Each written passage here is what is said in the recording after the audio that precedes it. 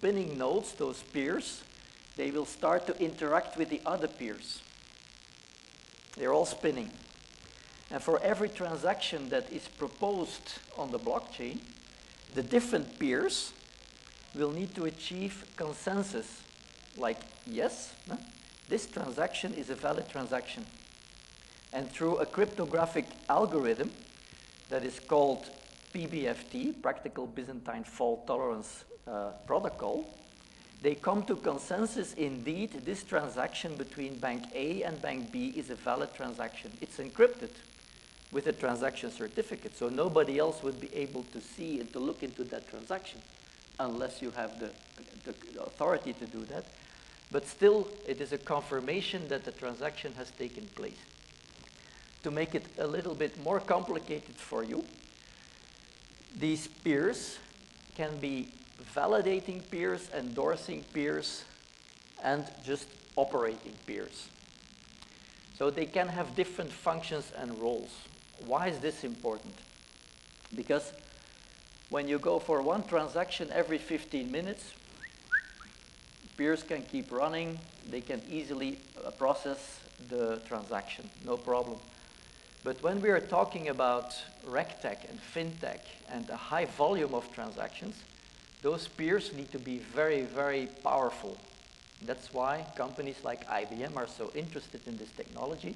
You need a lot of processing power to process the transactions, the smart contracts, the consensus mechanisms, coming to a consensus, and storing everything, in which is the key of the whole point. The whole point is the orange part. The orange part here, it says ledger, the distributed ledger technology. The distributed ledger is the golden record. It's the unique truth.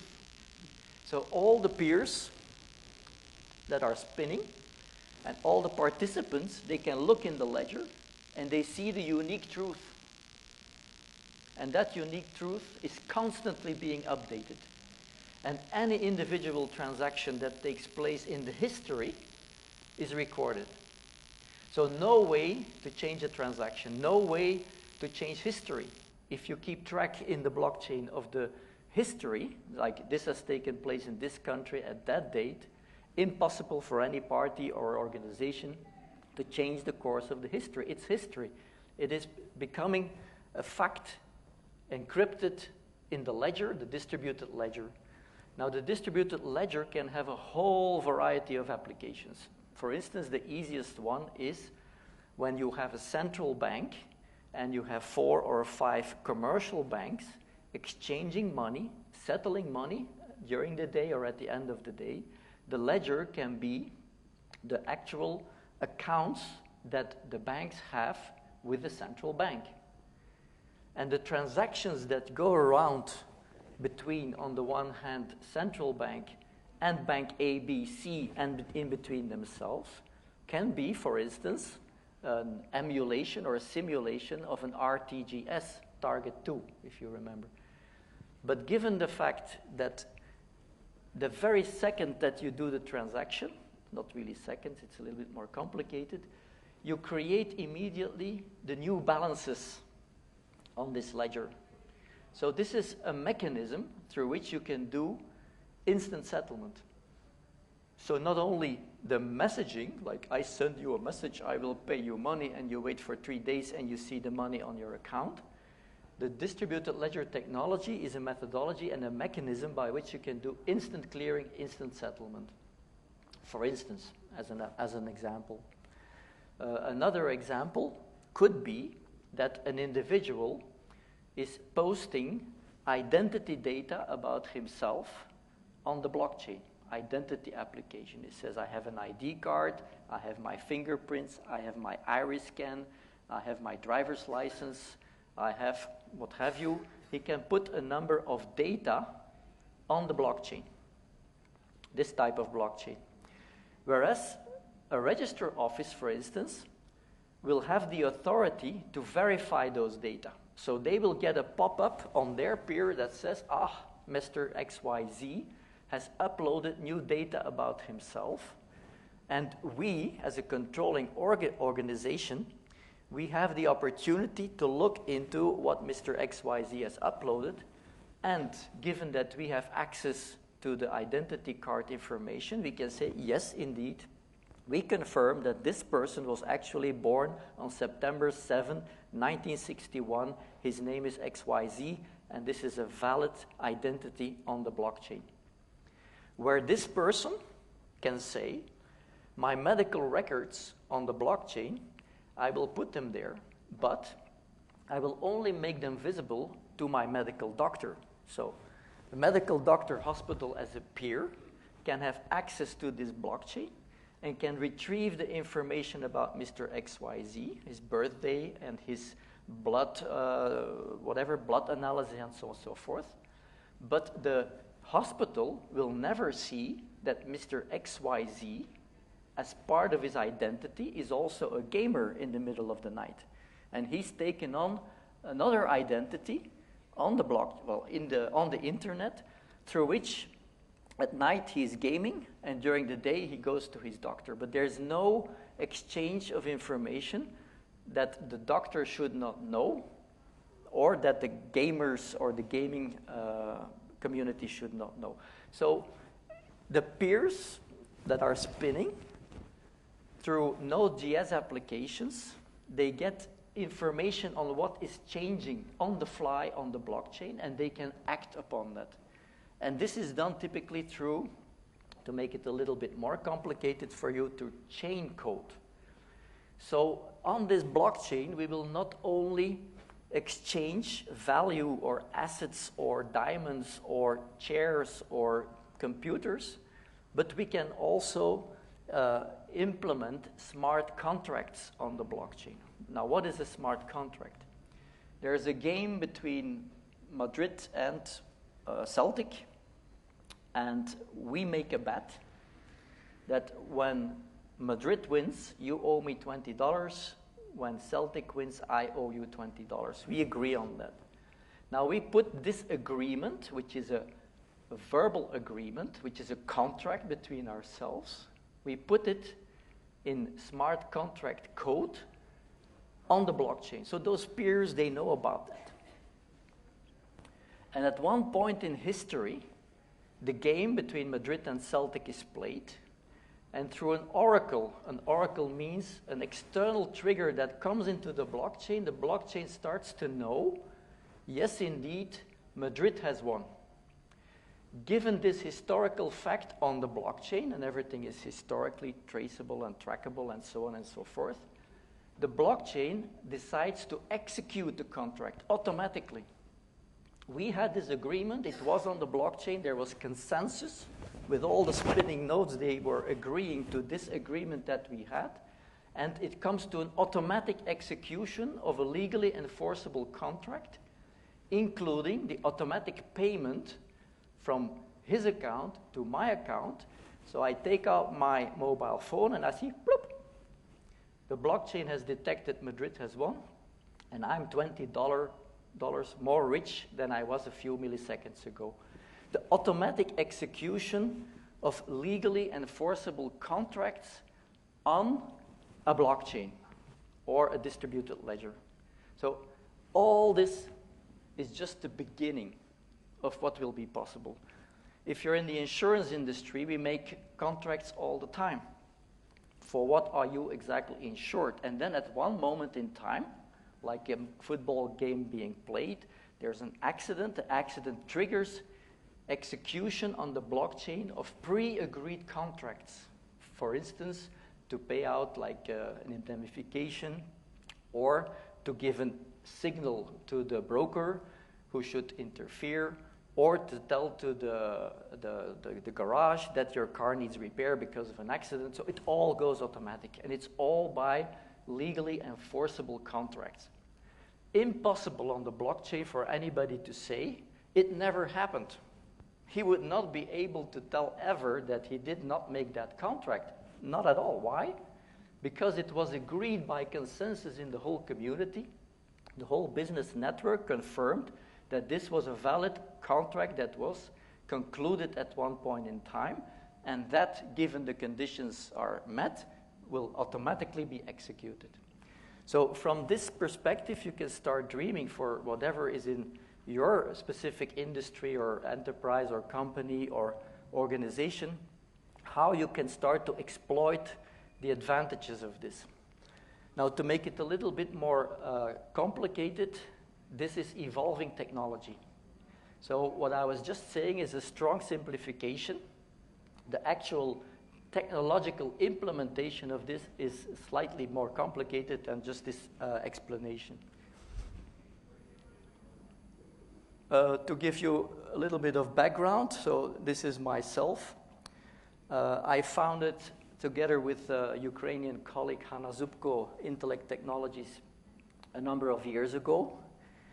And the key focus of what we have been doing for the past years has been integration between financial messaging networks and the legacy systems or the back office systems, so essentially with SWIFT. And when you say SWIFT, you say ISO 15022, which is the messaging standard in the financial world. And you can also say ISO 20022. So for the past 10 years, we've been playing around with ISO 20022 to make it work in actual transactional environment. So from there, a number of years ago, we moved into the space of blockchain. And at the moment, we have concluded formal partnerships with our company, with SWIFT on the one hand, with IBM, that is going to be a major player in this private, permissioned blockchain space, as well as Oracle, the database provider, who is also now developing real use cases in this domain. Our company has become, a few years ago, founding member of Hyperledger. By a show of hands, who knows about Hyperledger? Oh, so many people already. So we became one of the founders, and since the beginning, we are co-developing technology so that we constantly help improving Hyperledger itself, and we are developing all kinds of use cases on the basis of not only Hyperledger, but essentially Hyperledger.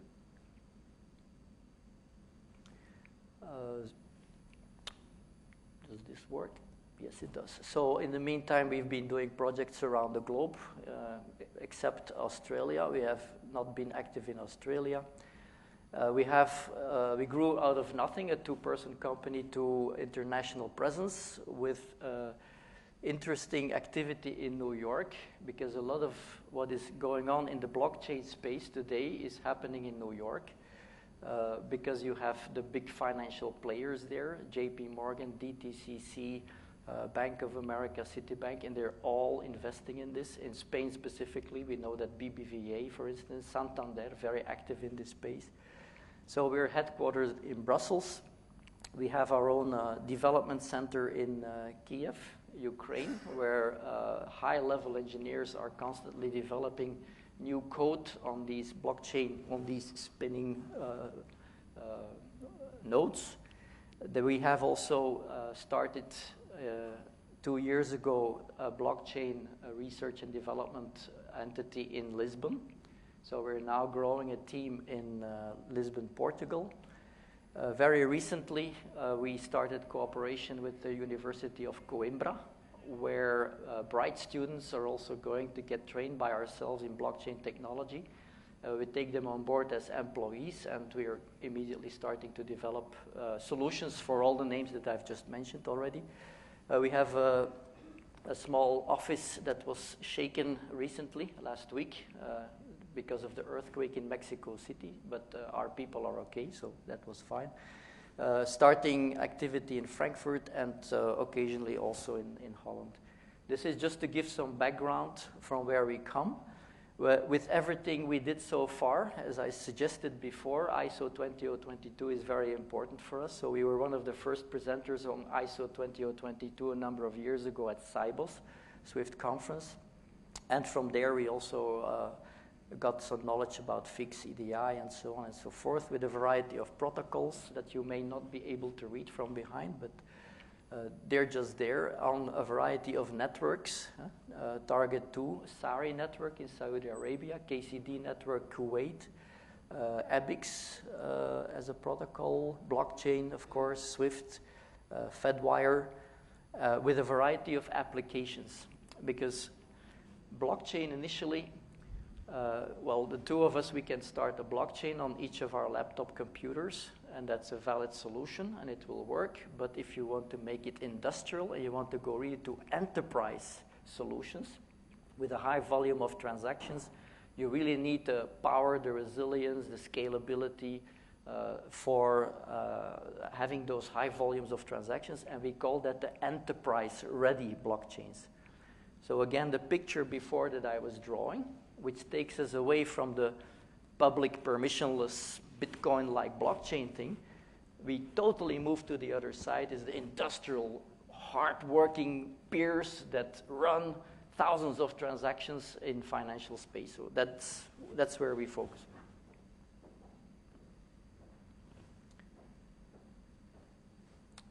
So a little bit of history about our experience with blockchain and DLT. We did never look really into the Bitcoin blockchain part. We are still very careful about the cryptocurrency part of it because we deal with financial institutions and central banks. And usually those guys don't really like you to look into the real cryptocurrency part of it.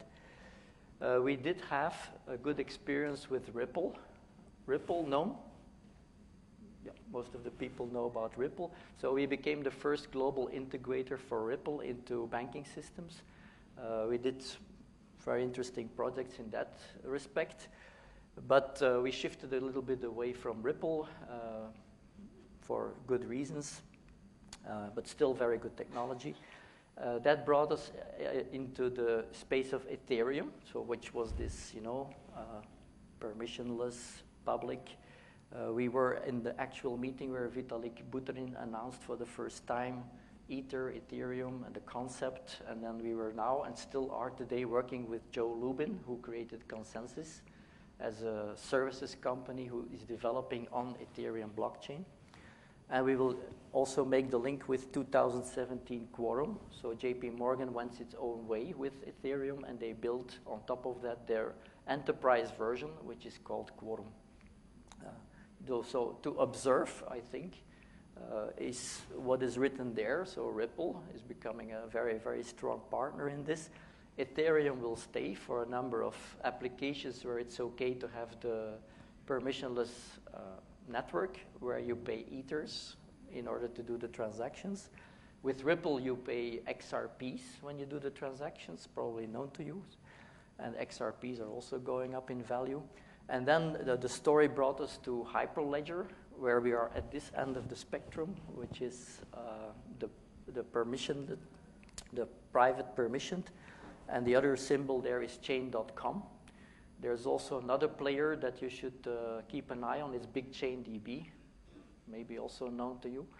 But the whole industry at the moment, as far as we can feel it, especially for these enterprise applications, is moving towards Hyperledger, Quorum, and the red C that you see in the upper corner stands for Corda.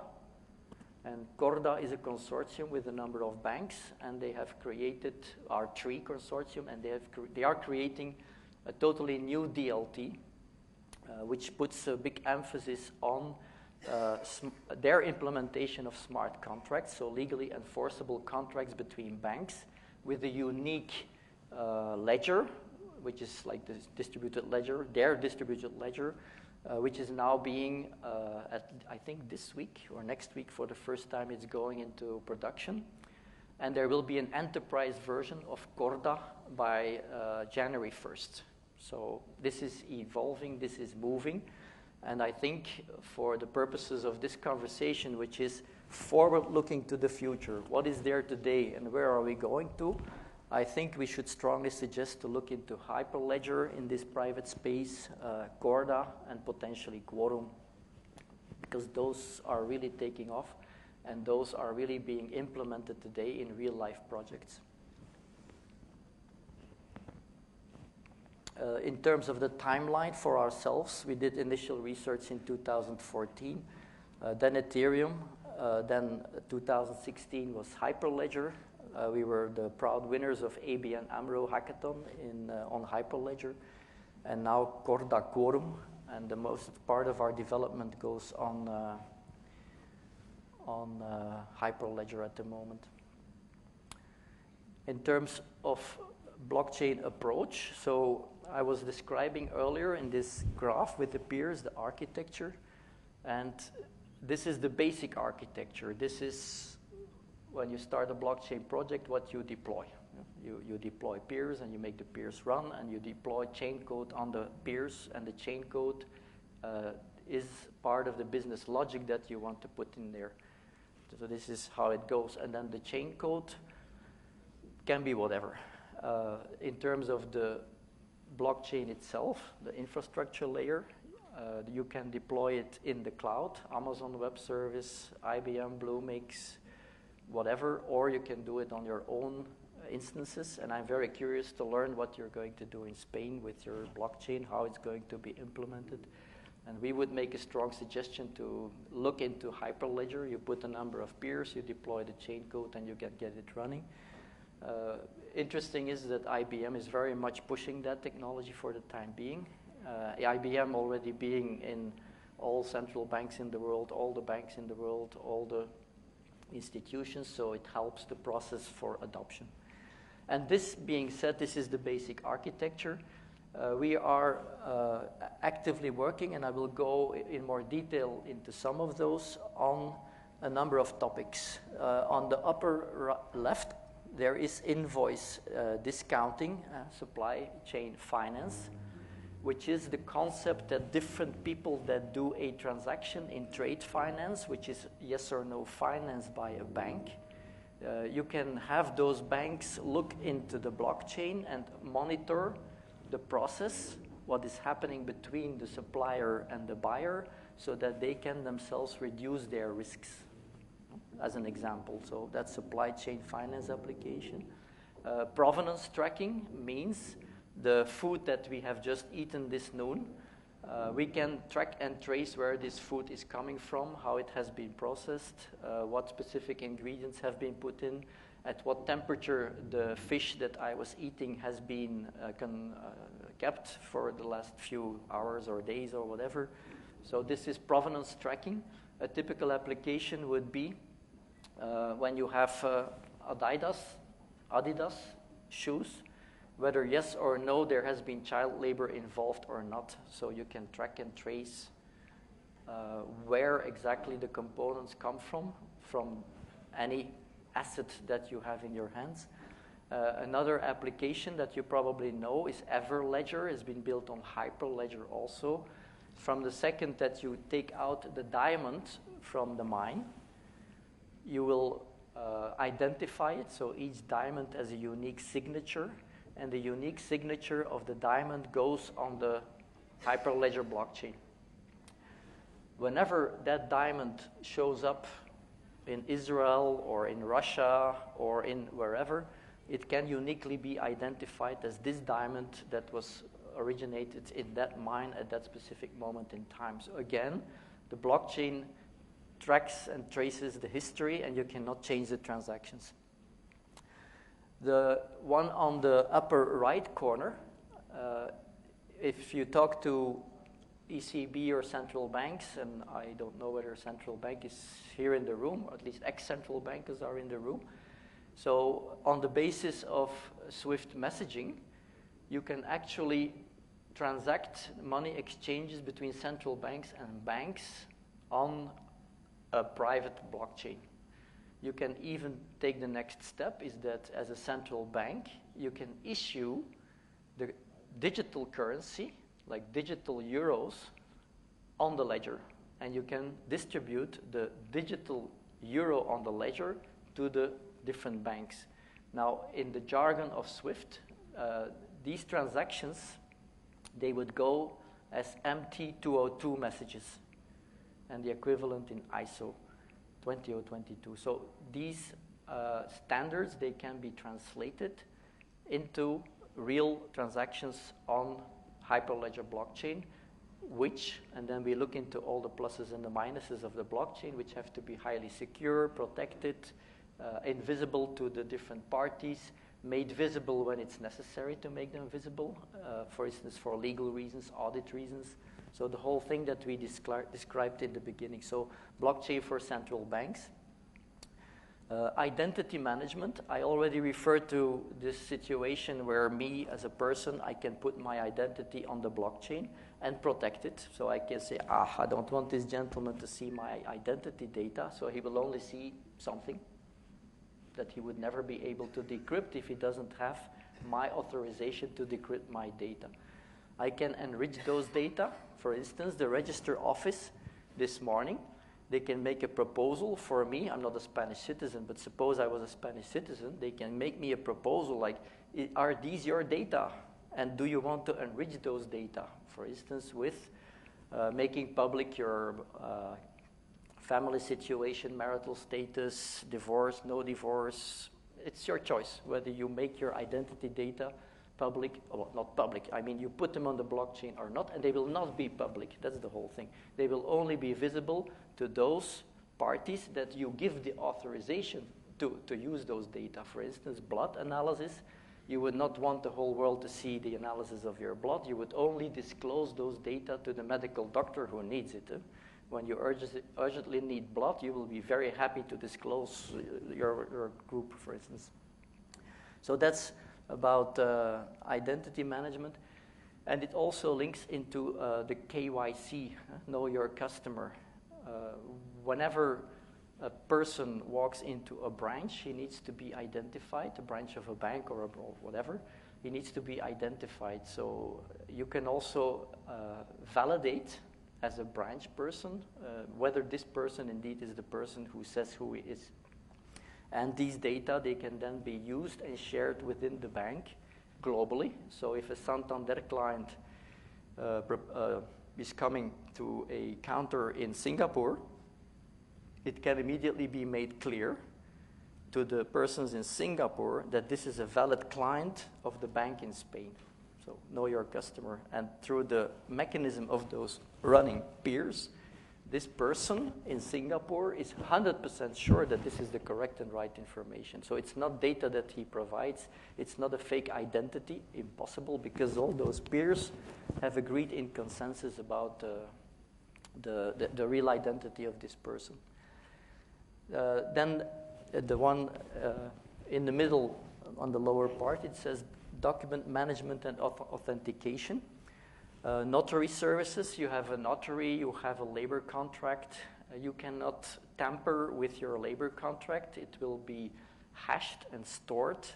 When you change 1 byte or digit, when you change your salary from 1,000 to 10,000, it will pop up, it will give a red screen, and then people can immediately see that this is not a valid contract anymore because it does not comply with, again, the unique truth in the unique ledger, the golden record.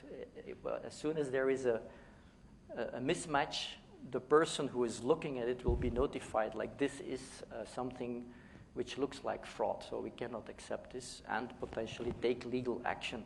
Legal action means that in our concept, we do have an auditor, we do have a legal instance who can potentially claim the transaction certificates and look into that transaction and verify, okay, yes, I can legally testify and confirm that this was the labor contract as it initially has been concluded. So you see, there's a whole concept of the contracts that go on the blockchain, the agreements that go on the blockchain, the encryption technology that makes it a unique piece of data that you cannot change anymore in the future. A little bit more specific, maybe difficult to see from the back, but one of the things we have been playing around with is to make a generic middleware that links the existing world, 40 years of development, into whatever comes up as new blockchain solutions. What is the reason?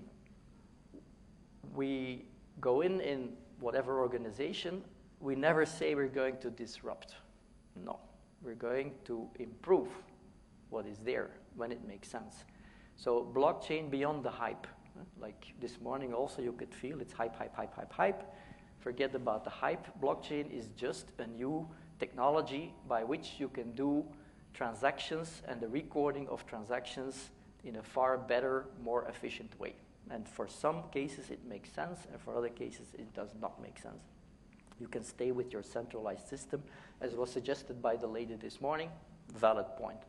So you just have to accept it that it's just a new piece of technology that has a lot of advantages, as we were already kind of suggesting. Now we are going to integrate it in existing environment. For instance, one of the things we are doing is we take any ISO 20022 message and we will process it to make it a transaction on the blockchain, or potentially we will translate it into chain code that we will deploy on all the different peers in the blockchain. So maybe a bit puzzling, but I'll try to make it a bit more concrete through an example later. So the Hyperledger community, we have become very much a fan of that community because it really gives real solutions. It is real code, it's working code. I think it's working in over 400 projects around the globe already where the real thing is happening. It's a vibrant community, many members, many developers. And then we can dream a little bit further in the unilateral workshop that we have here. Typical for financial industry is post-trade settlement, reference data solutions, interbank reconciliations.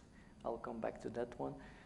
Smart correspondent banking, KYC, as I've already said, crowdfunding, where you allow people to participate funds into a new initiative, remittances.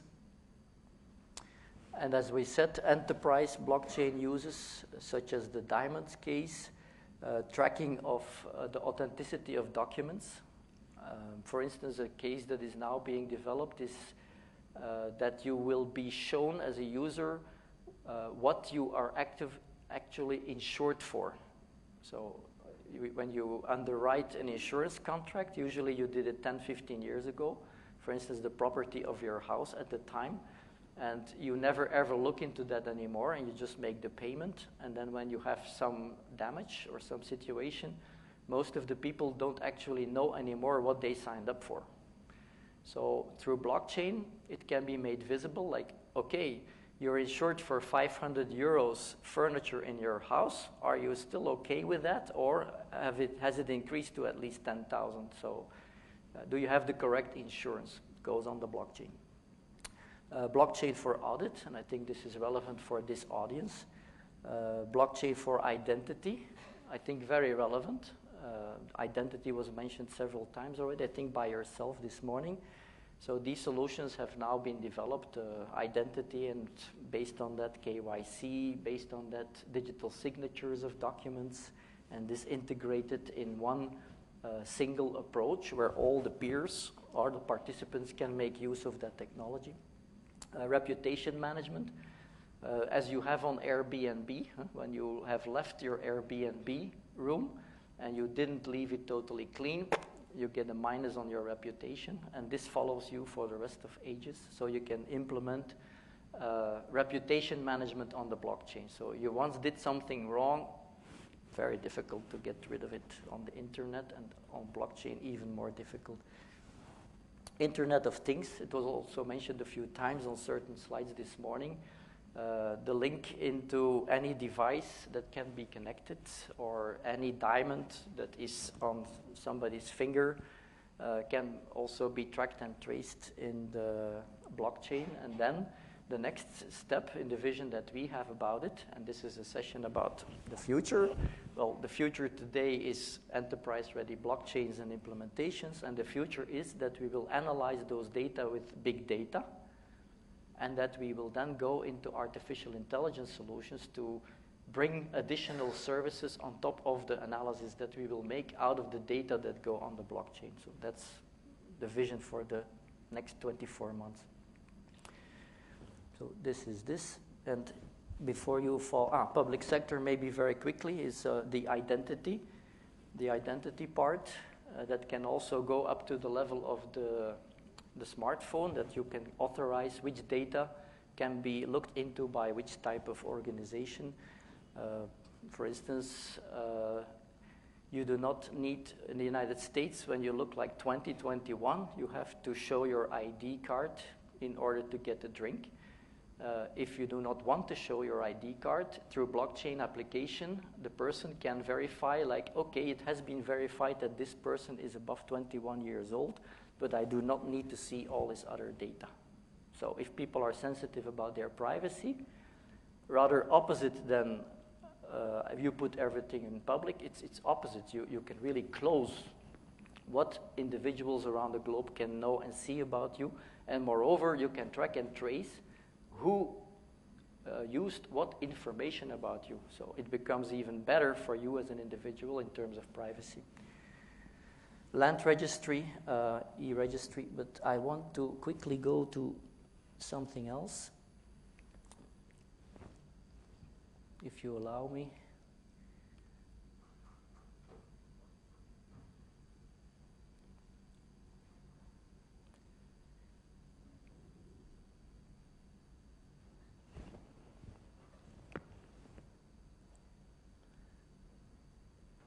And then I will definitely leave it open for...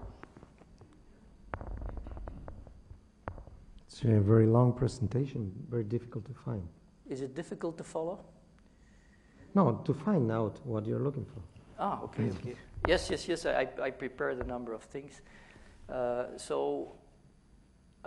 Something which is very relevant for this audience, I think, and I will just take 3 more minutes, is what we call smart match. So again, so you have all these peers, and let's put it in the context of RegTech data.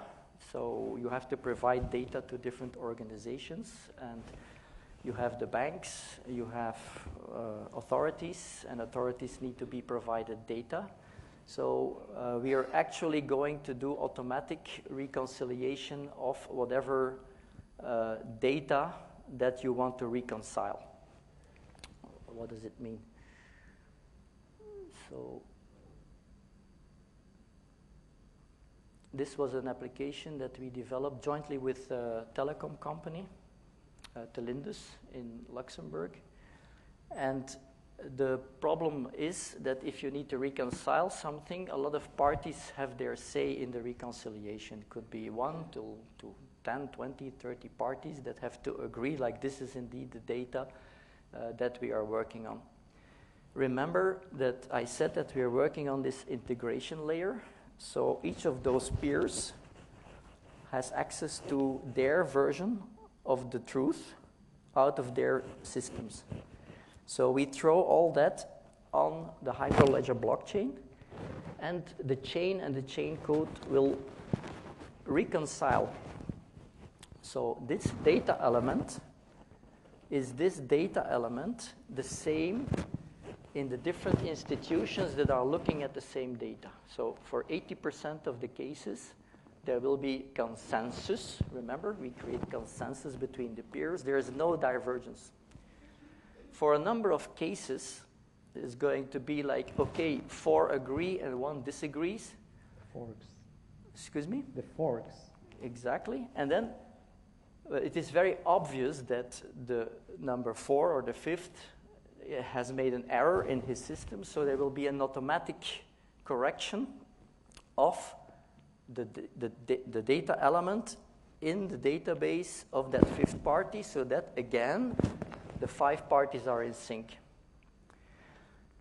There is cases where 2 of the 3 have different results, in which case each one receives a pop-up and says, now you have to look at this, and was it 20, 40, or 80? And each of them that were not in consensus, they say, okay, for me it was 80, and for him it was 60. Oh, they have a problem. So they will not achieve consensus, and then it goes to the next layer. Or one of those guys say, like, okay, I was wrong 60, I was wrong 60. There's again consensus on the blockchain, it becomes again 60, and this is going again into the history ledger, distributed ledger, once and forever. And then there is the last case where you have a real break, where there is really an error in the system. For instance, the data element was wrongly interpreted, and there is a big divergence. It's a 0 and it's 150 for whatever. So in that case, that will be a very low percentage of the cases. You will need a human intervention to actually resolve the problem of a misinterpretation of a data element. That's the idea. So a lot of headache today to do reconciliation. There's a lot of peer-to-peer action taking place. If between a number of parties you have to define the right data definition and the right data element, and you have to agree on that, that's a very, very difficult process, and I think that's more or less what you were talking about the whole day. So we throw all that on the blockchain. We make it all spinning peers, which by the definition of the technology, they will have to achieve consensus.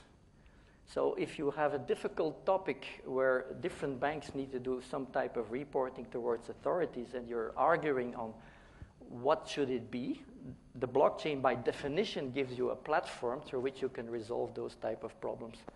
So this is the implementation we made, and we call it smart reconciliation, so automatic reconciliation of data elements that come out of different back office systems that on the one hand, they provide the data into the blockchain. On the other hand, when corrections are being made, they go back to their initial systems. So you see, you create in the business network that we were talking about, a unique vision with a unique truth, which is the distributed ledger.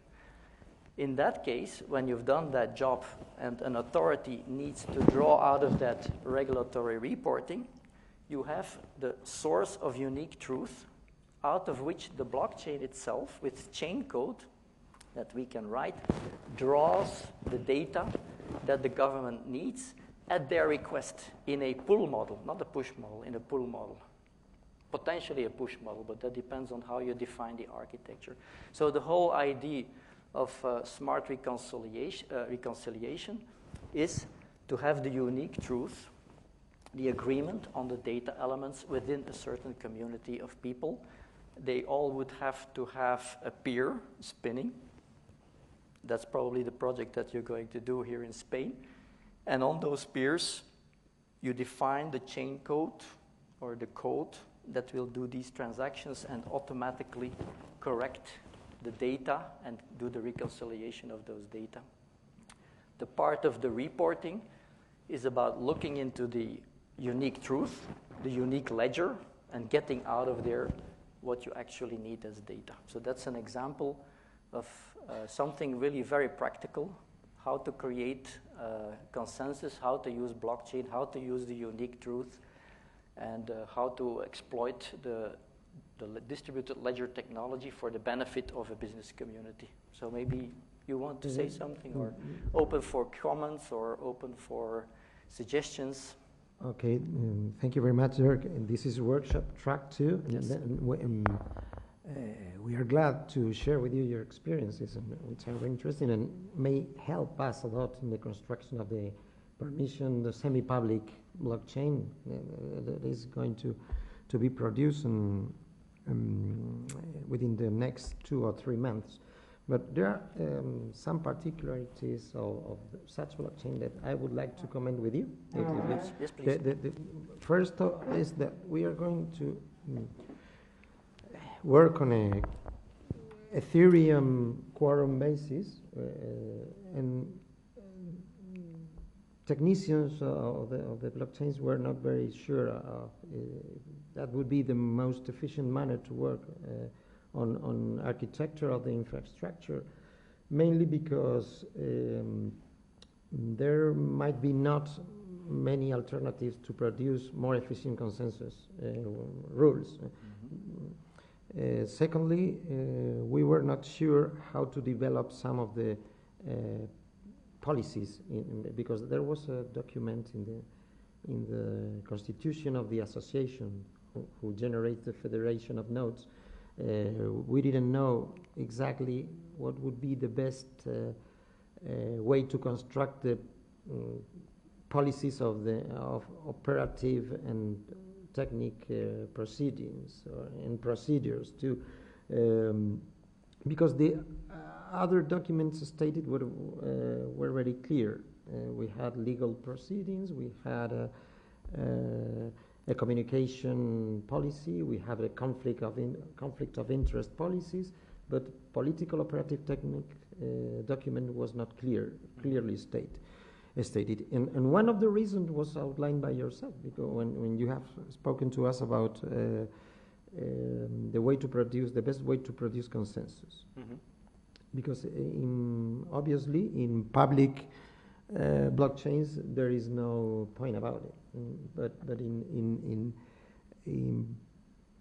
half public or semi-public permission blockchains there are many ways to construct consensus, and I believe that there is a wide range of possibilities to develop the consensus. So one of the main problems, and I will pose it tomorrow on the data sphere panel, we are working about it now, would be the best way to determine the possibilities that we have to manage the ruling of backward consensus, or getting back to a point where the bifurcation or duplication of chains have been produced, and how to rule that, to come back.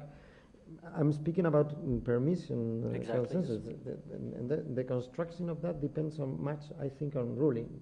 That's like mutatis mutandis. It happens the same with several implementations of smart contracts.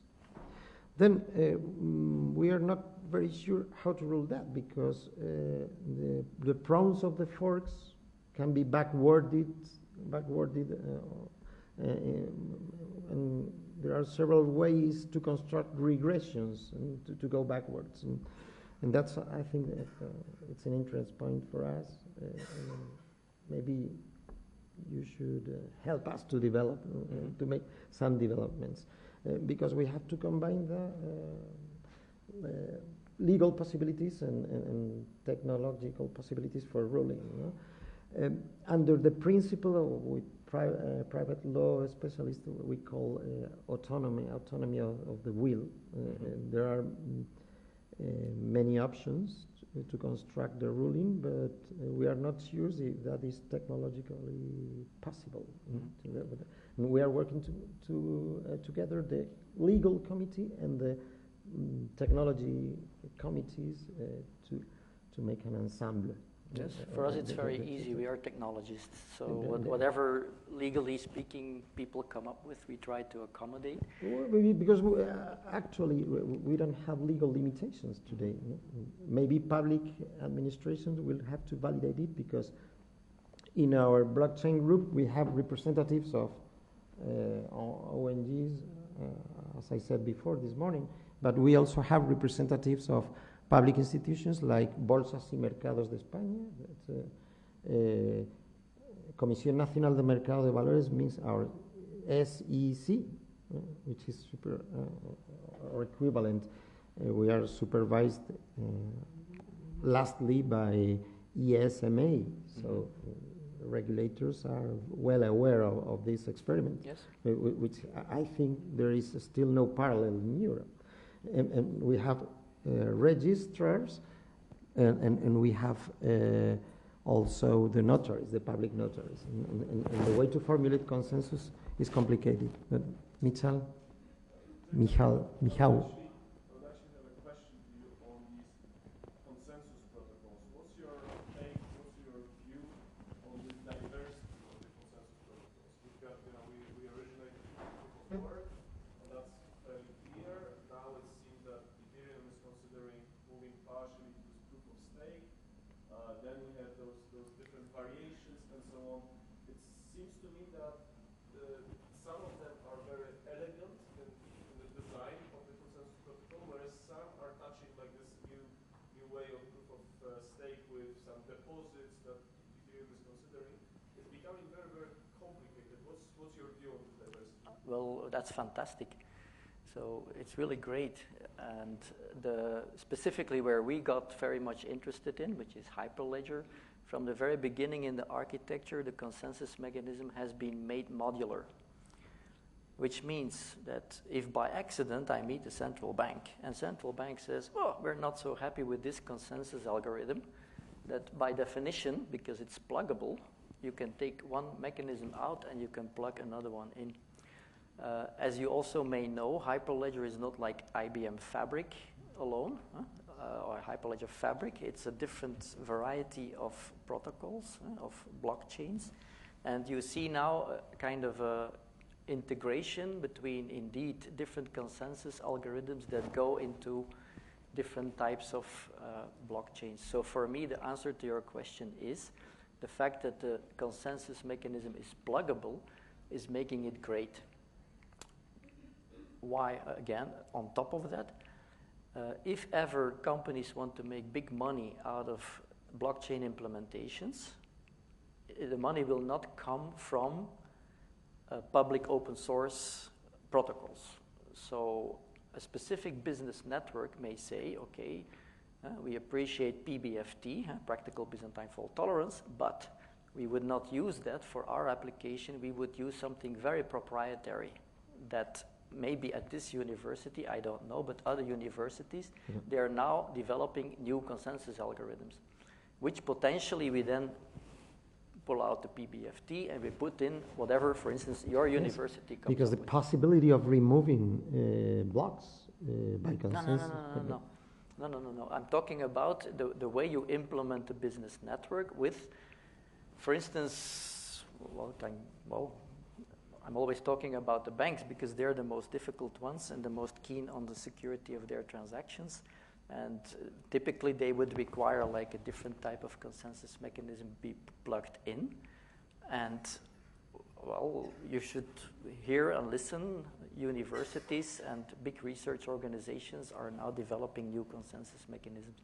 But that only makes sense if you make it pluggable.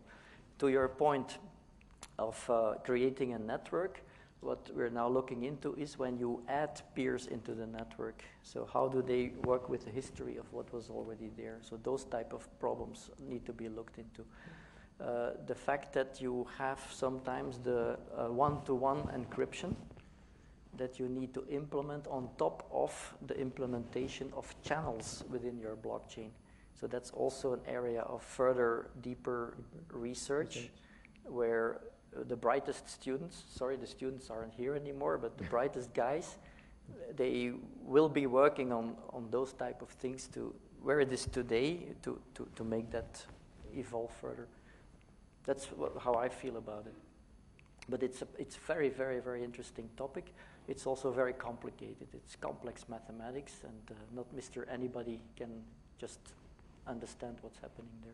One challenge that I have with this variety of the consensus protocol is, to me, it seems like this is one of the major components that builds trust Yes. in the blockchain ecosystems. And for instance, when Intel is proposing something like this, I don't remember what the exact name of this POET, both proof of elapsed time. Proof of elapsed time protocol, where it requires the Intel cores, to be available, to be working with the protocol. It's sort of like, seems like contrary to the original idea of distributing the protocol, distributing the consensus and making it independent of any authoritative source. So some of them are probably closer to the independence and building trust, and some are a little bit more customary, right? More proprietary.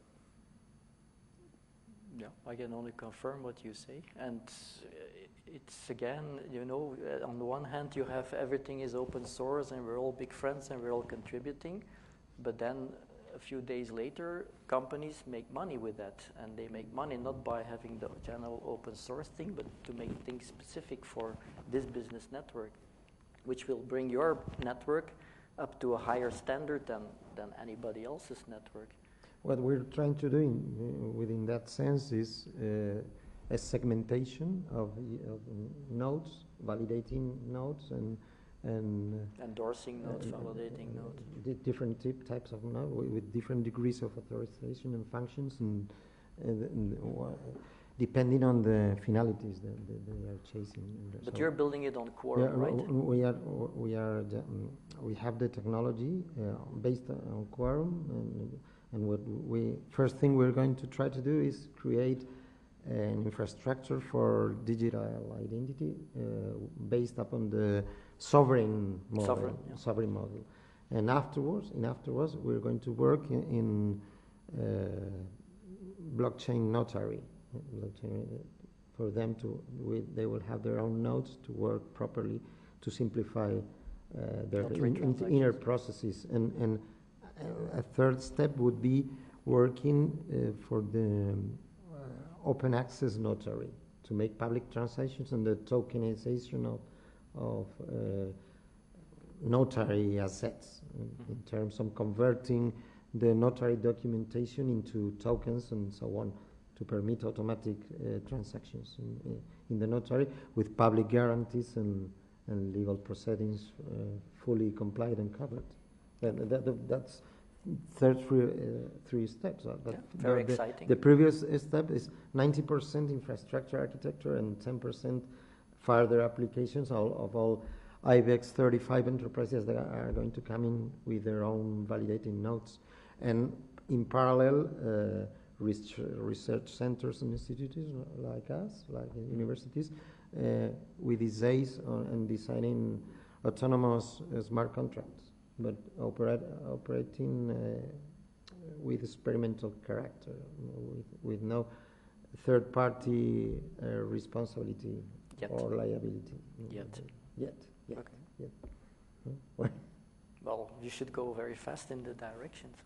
Okay. You have to involve the regulators. That's what we said. Yes, from the that's what we're doing today. We have involved already Comisión Nacional, ESMA depending, Bolsas y Mercados, and the notaries and digital agenda, Spanish, represented by the Ministry of Industry. Mm-hmm. But it's everything is still preliminary, and we don't know how this is going to work. So there's no nodes spinning already. Because we are now preparing the formal. The association is constituted as a juridical person already, but now we are in the period of commitments and individual commitments and general terms of conditions to be published and inner ruling developments. So we, for instance, our university has not yet signed the contract that is going to do in the next month. Within the next 2 months, we have going to see bigger advances in this subject. But I cannot say any more by then. Okay, but you don't dare just to bring the peers up and running and then develop the contracts virtually in the smart contracts itself? Yes.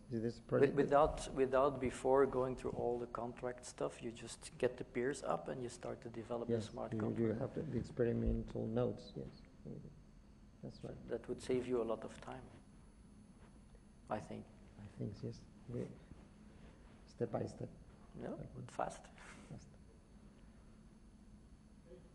Does anyone want to participate? Yes.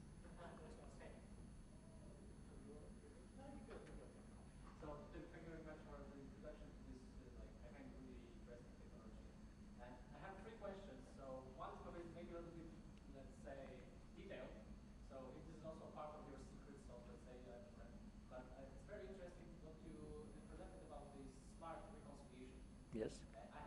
I was just wondering, it's a good question, I think. It's like, what happens when, in the case when the consensus is not achieved? So let's say the consensus has to be resolved manually or semi-manually. So then it's like entire blockchain stops and waits for this, or this would be moved for later and later? It's moved for later, and it pops up to the screens of the operators who are responsible for the peers. The suggestion is being given how to resolve the problem, and by one click you can say, I agree with this, and then it is being distributed automatically in the ledger to all the peers involved.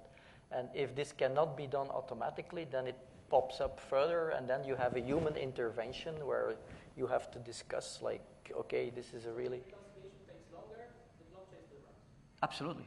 Yes, yes, yes. Blockchain never stops.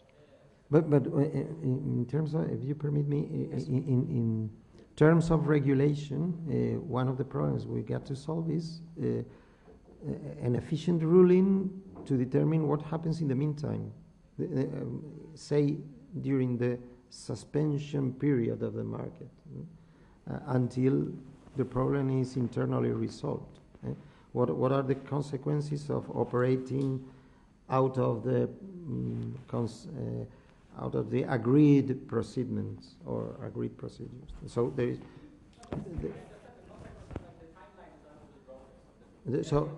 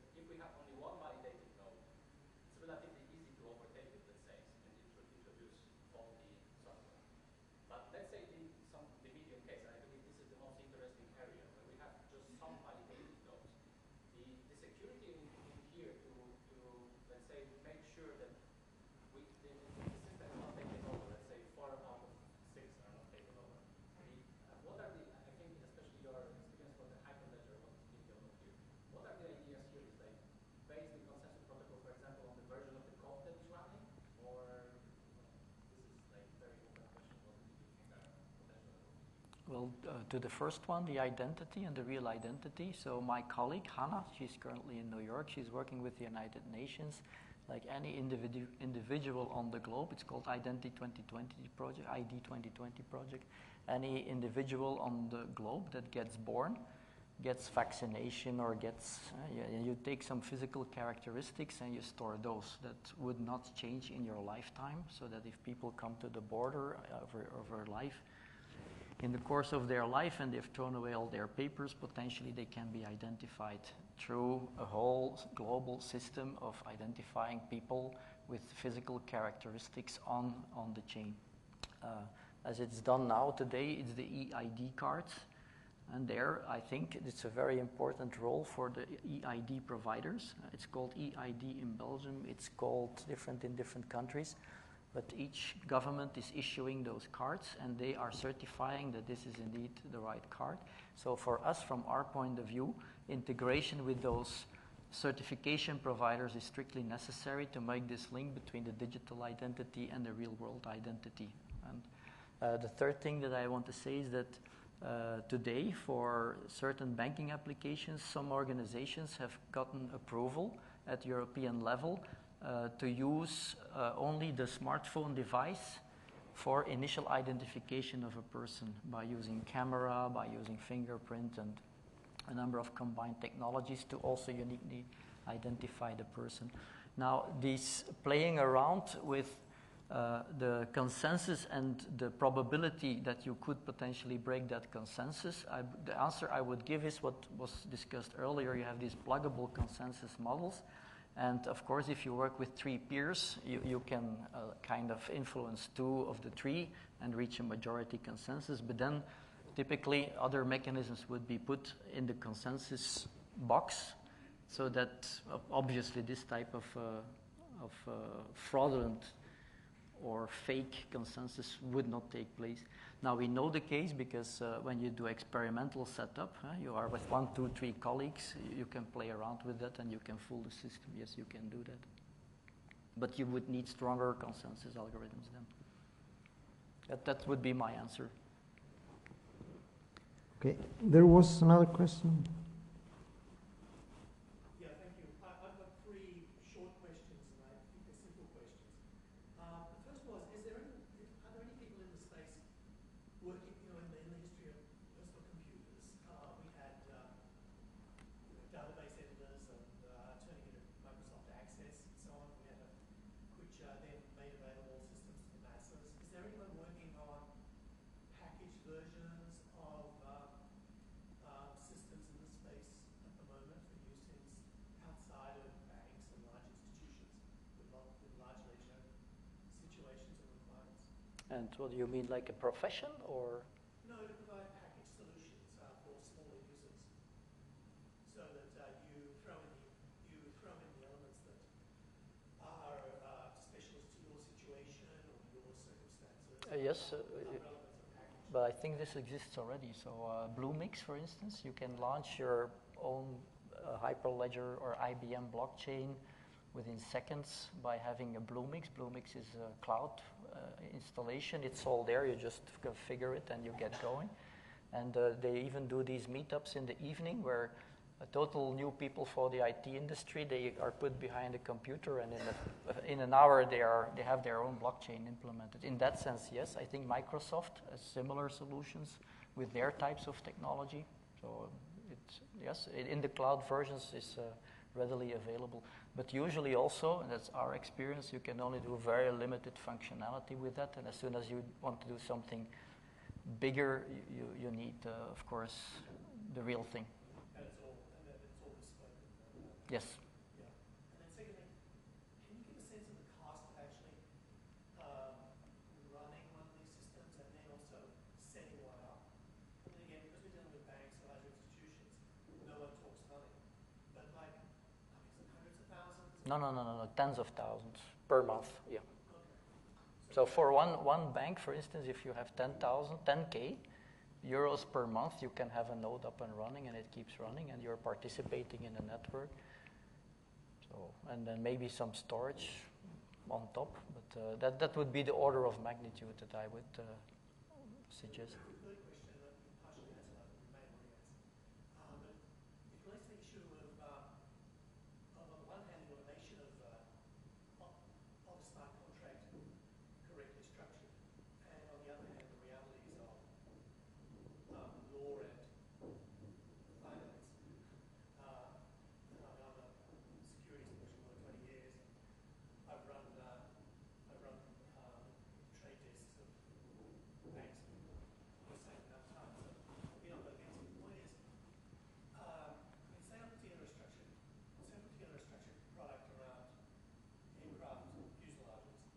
Okay, like 3 levels of debt, and then I have another layer of debt on top. I've got a bank, so we know what the payouts, order of payments out are, all which are easy, so to speak. But and then in the life of the note, there'll be recurrent events that have to occur, like people use the fuselage, which we like have to take it to get repaired at certain points every so many months.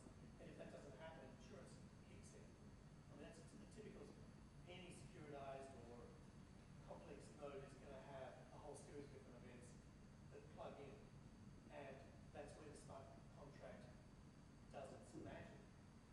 The reality, though, is you don't actually, in real life, you don't actually want to call them when they fail to take the fuselage to Shanghai to get it checked. You don't actually want to call up insurance. You actually want them to take it there, even if it's a week late, and pay your penalty.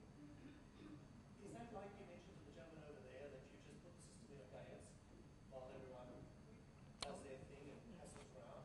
If not, you just turn it back on again? For me, it's just an extra line in chain code that you don't execute the oracle, but that you, for instance, put it in a pop-up screen that informs operator. Airbus, for instance, is putting all the parts of the airplanes, and then to do early maintenance before the end of life of certain parts, that you would be informed, like, hey, take care because this part needs to be replaced. So you're not going to put the plane on the ground because this part needs to be replaced. You're just going to schedule when is it the most convenient time for this part to be replaced in this plane. So that's pretty obvious, I think. Yes, and then also the provenance, like if this part has failed and the Boeing has come down, then you can check and trace, like in which other Boeings do we have exactly this part that failed, that brought this plane down, so that we can do preventive maintenance on all those planes and take that part out that actually caused a serious incident. So that's the provenance case.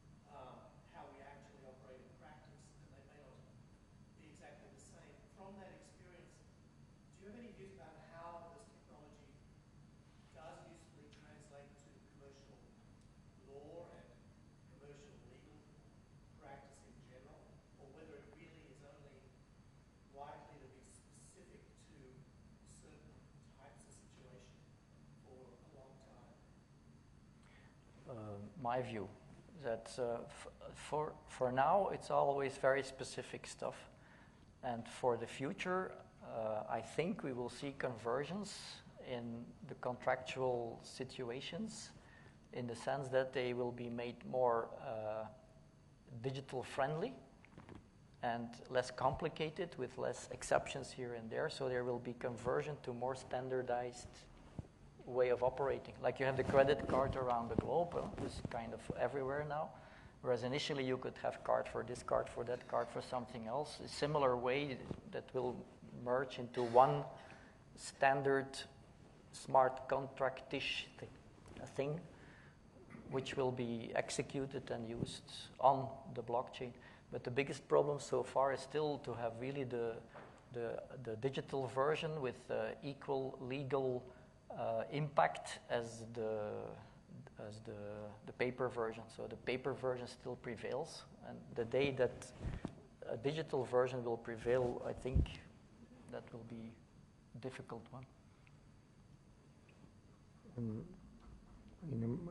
Within a more profound approach about what you've said, I would add that the right to forget makes no sense in the blockchain, because that was one of the main legal problems posed in the presentation in the Madrid Stock Exchange last week for a Lastria permission blockchain, and everybody said that where are the set of traditional internet rights, individual rights, how are they protected in blockchain? But probably they didn't understand the finalities and aims pursued by blockchain, because it makes no sense to speak about the right to forget within this context.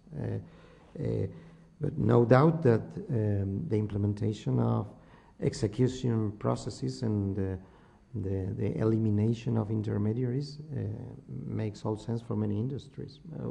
We don't yet know where or how we can reach to the predetermined levels of efficiency, but no doubt it makes sense for many industries. I have no doubt of that. So in a private permission network, you have the possibility to roll back transactions, and if I put my identity data on this private blockchain, I have the visibility on what is there about me, and I can rewind or I can hide. Like I cannot give the permission to anybody to see whatever I have put there before.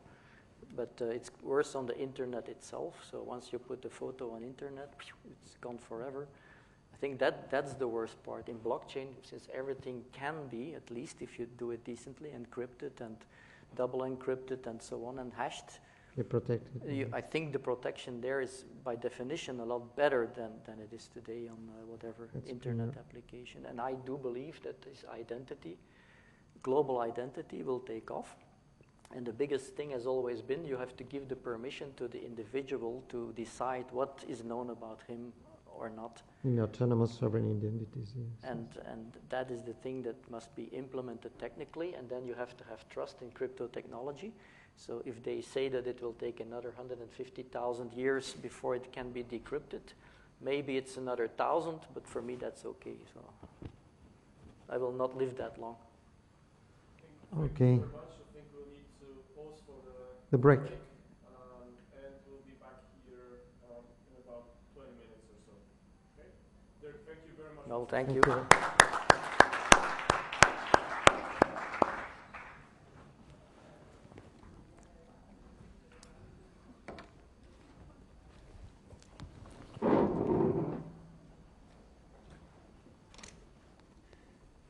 You should run it.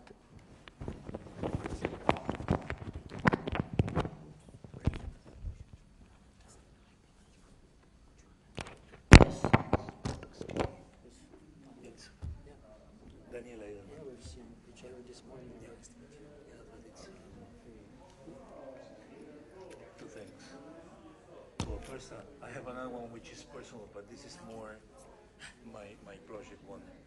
And I had two questions. I'm sorry that I can give you No, but one. it's very easy to It's tell you. very easy. No, I had a question that was going to be public, but as he suggested the break, very recently there have been several reports from official, publicly reports from ECB and Bank of Japan regarding the Stella project. Central bank. And they are stating, if you read it carefully, they are stating concerns on the immature part of the privacy. Is it that much immature, or is it that they are reluctant? I mean, Well, Maybe it's reluctancy. two different rather- questions. it's from a theoretical standpoint, I don't see the major problem. But then I was wondering, how much is it supported that it's immature to address privacy? I don't know if the question is correct. No, the question is very strange to me. Though I kind of know what's happening in those type of projects. We're running this, not that project, but we do this central bank thing. And the authorities have pointed out a few security problems, which now my engineers are solving. And we have the vision that if those security concerns are solved, then we go beyond what Target 2 can do at the moment. Yeah, well, In that terms of privacy, was my security. prejudgment. But the point is that we are now discussing on something else, which is the exact moment of the finality of the transaction. So in a blockchain, The termination, you mean the point of the termination? finalization. The finalization. So when you do a transaction on a centralized ledger, it's like boop, and that defines exactly the moment when Last it's click. your money and not my money. Now the vision on the blockchain, you execute the transaction on the blockchain. Is it the first peer saying yes? Is it the last peer saying yes? Is it in between, 50% of the peers saying yes? So when is exactly? In my opinion, in terms of private law, it should be the last moment in terms of security. But I'm not a central last bank note. specialist, but this is But this if is you the read bit- the reports, that these kind of things are not so obvious. I mean, the statements are much more high level. high level. Yes, yes, yes. But But this you, is a you post- mean, were you Stella meaning report. the time of celebration? No, I mean the Stella. the general statement that That's it's our immature, security, at yeah. least But I for some found periods. this report fantastic. It's fantastic. They didn't say it's immature. No, This they're has real saying- chances to get there, but there is still some weaknesses. And I was very pleased because these are exactly the weaknesses that should be solved by engineers. It's, very clever people. But you're not in I'm engineer, yes, but I'm not clever anymore. No, the second part is I'm working a lot in Ukraine. I live here, but I do work in the last 2 years a lot in Ukraine. What do you exactly have ongoing in Kiev? 70 people developing that software for me. It's a production. I mean, it's like a software factory Yes, it's for. software factory for And are you involved in any of the local? projects? zero. Because there are a number that have been cropping up in the last weeks or months. I'm not involved in them. I'm involved in things that have to do with more traditional experimental deployments for everyone. But I was wondering, just No, we develop in Ukraine, but we do nothing for Ukraine. We do everything for United States and for Europe, essentially. Russia as well, by the way. Javier, te dejo Well, we're just having fun in what we a estos dos. Thanks a lot as well. Thank you. No, está Carlos está fuera, ahí está Daniel. Lo que pasa es que, no, lo que pasa es que Daniel y sí, sí, por mucho. Es que estaba Daniel que dice que está muy ocupado y Carlos que tal, y muchos que también están muy ocupados. Me parece puta madre que está todos están ocupados. Fíjate que bien que ellos están ocupados y nosotros estamos aquí de campo de playa. Vale, pues entonces, cualquier problema logístico que haya, les dices a estos dos chicos que lo hagan, que son los que se quedan aquí a cargo, y tú vas a presentar a Daniel y a Carlos aquí, y luego si quieres te subes al 301 que vamos a hablar de diferentes los datos. presento y me voy. Ignacio, ¿te puedo pedir un favor? No, me lo puedes pedir, pero otro rato. Este rato no.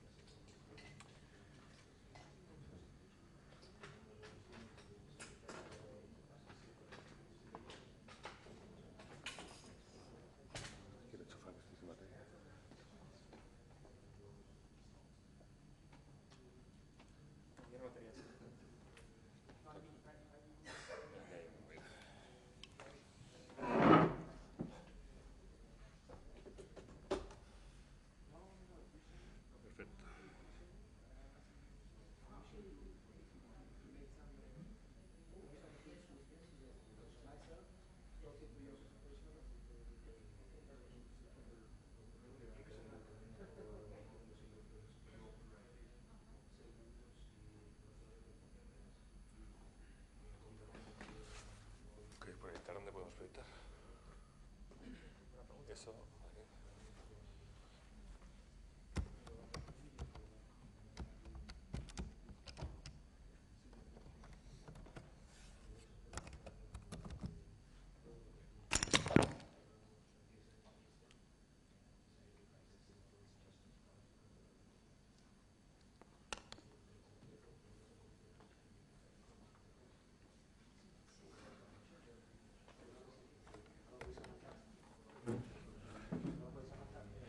Pero yo creo que si tenías ordenador, ¿qué cuarto le Tengo PHP. Copiar el maldito todo. Se llama el MacBook. tiene que tener aquí una HDMI de mierda? No, nos apañaremos. Ahí tengo todo. ¿Suena bien pendrive? Voy a tener las páginas de aquí no abrir.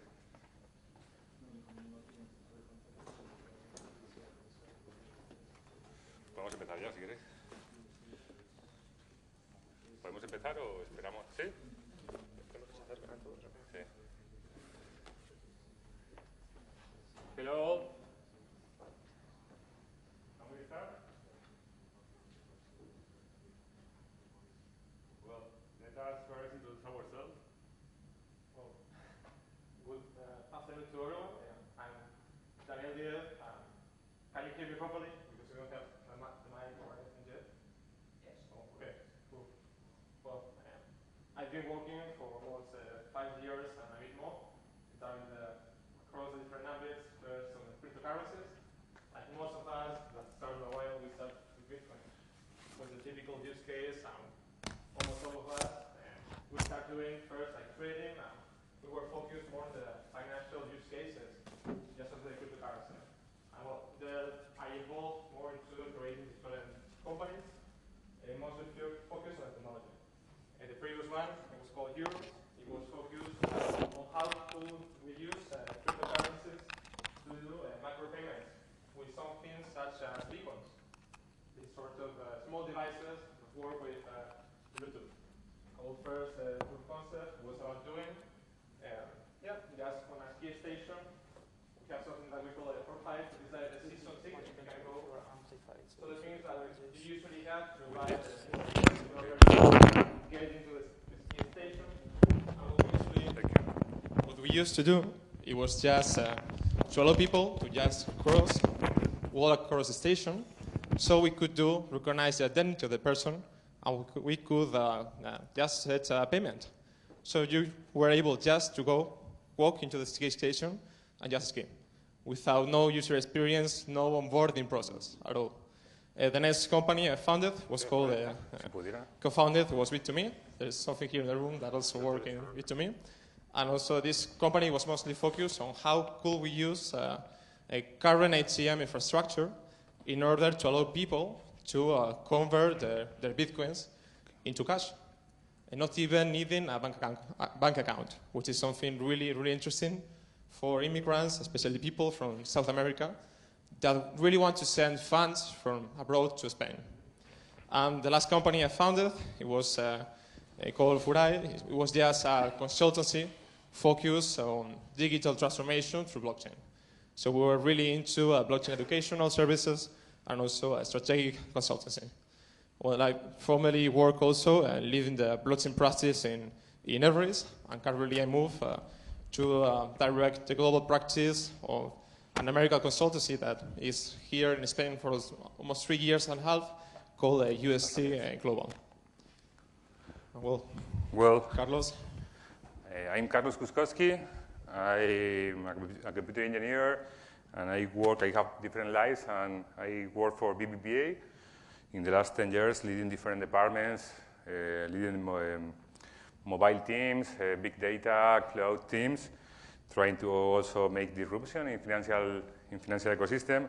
And in the last 2 years, I'm leading the technology department as a CTO of a business unit called New Digital Businesses. We are trying around the world to create new businesses through M&A, through VCs, or creating new projects.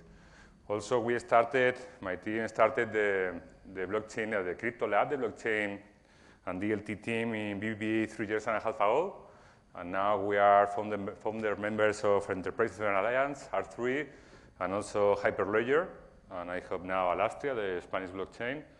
And we are making different proof of concept, moving money around the world with Ripple and with other partners and companies that I hope that we could tell in a few months. And we are super enthusiastic and excited about what is happening about this ecosystem and what is the change that blockchain, not only the technology, also the cryptos and the tokens could create to the society. And as we are not too much people, Daniel, we used to talk a lot, so we can talk without or with beers hours and hours, but I think that could be more interesting. If you come a bit closer so we can have something more conversational, not just Carlos and I talking to you, just having some more direct conversation. We would really appreciate that if you could come a bit closer. Or if you don't want, the room is quite big and at least trying to be sure that we are not talking about things that you are not interested about, and we can try to model our message and also learn from your experience and try to create a conversation between the people that are here, and not only to try to comment our thoughts. But you want to start? Yeah, first of all, we would like to share with you why this is something that really passions us. And it's just because we really think it's a really foundational technology. Like, if we go reverse, like so many years ago, well, if we go like even to the 80s, like sending information abroad, it was kind of not so easy. Like, if I wanted a way of sending information with a really easy user experience for free and in real time, it was not something that easy at the moment. And now, currently, we can, all of us do this. We can add different layers of technology that allow us not just to exchange messages, but also to build different sort of service layers on top of it. Now we can exchange video, we can do every sort of different things. Now if we go back to payments, for example, we have sort of this problem right now. If I want to send a payment from one banking institution to another in the world, I have a different set of currencies, it takes time. It takes a bit of cost. So why is that? First of all, now the current technology infrastructures, especially the ones that use big corporations and banks, are almost based in something sort of information happens called the mainframes.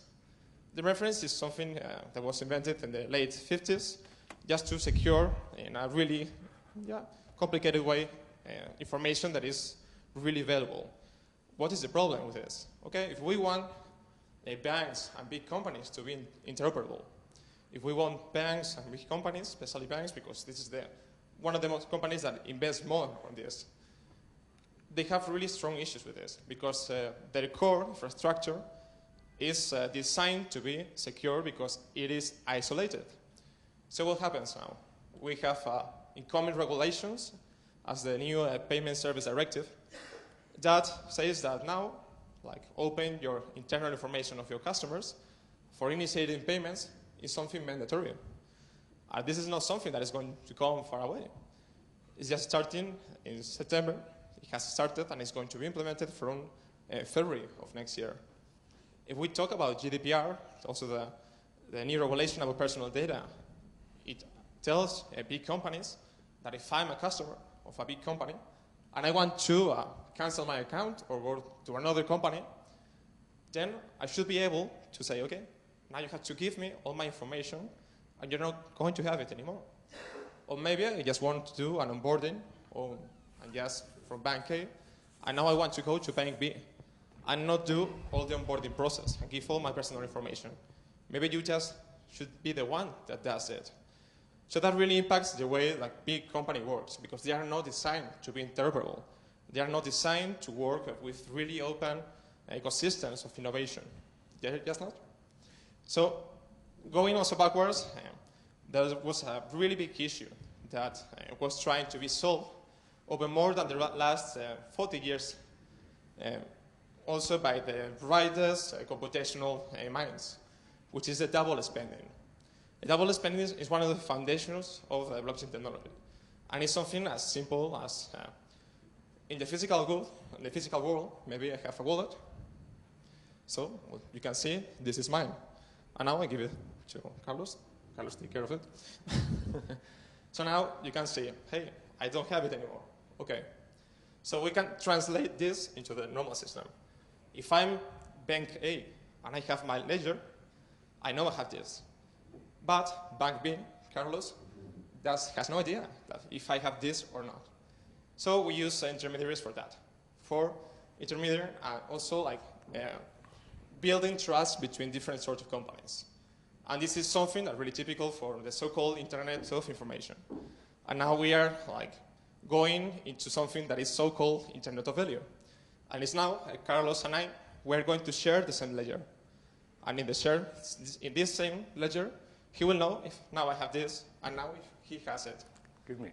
So I don't know if there's the sample, but this is revolutionary. Why? Because now the internet was something, of course, really revolutionary.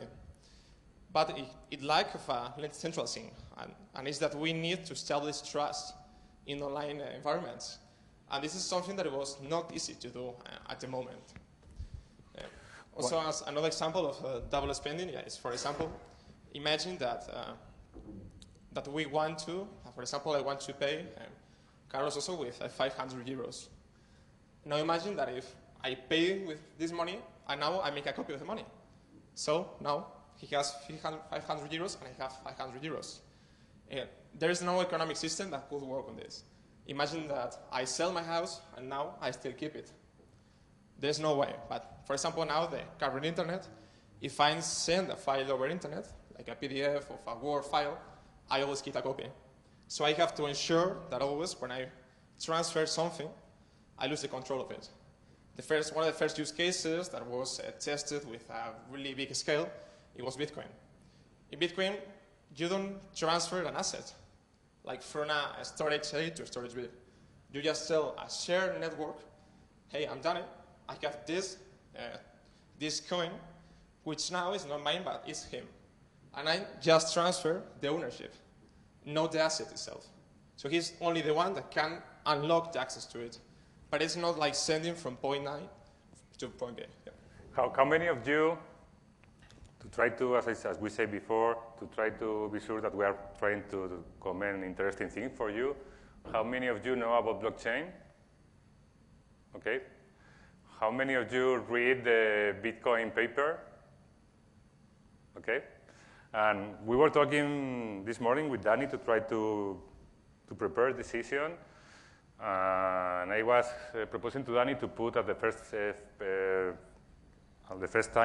slide, the Bitcoin, the Satoshi Nakamoto, is the name? Yeah. White paper. But one of the concerns of Danny is that in this moment all the people here start thinking in Bitcoin and not in blockchain. But now that Danny made a really good introduction, I think that we can recommend to you in some moment to read the white paper. It's super interesting, and I'm not sure if you can read, but only the abstract is, I think, is 12 or 14 pages of white paper that start this new, some people call bubble, other revolution, we don't know. But at the end, they are trying to create a peer-to-peer electronic cash system. The problem that they are trying to solve is, as Danny was trying to explain, and I think explained properly, is how we can move an asset, in this case a token, between different parties without a central authority. This system could create some inefficient process, like the computing. For this system, all the people need to have the same information stored in his database a lot of times. It's the decentralized way of trying to do that. With this way, in the moment that other people have the same information in his database, you don't need a central authority to be sure that something that you want to exchange, you have the ownership to exchange these things.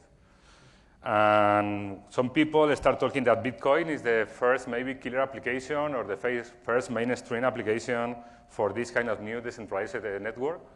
And I think that by now it's happening. In BBVA, some people maybe start thinking why a bank is really interested in these kind of things.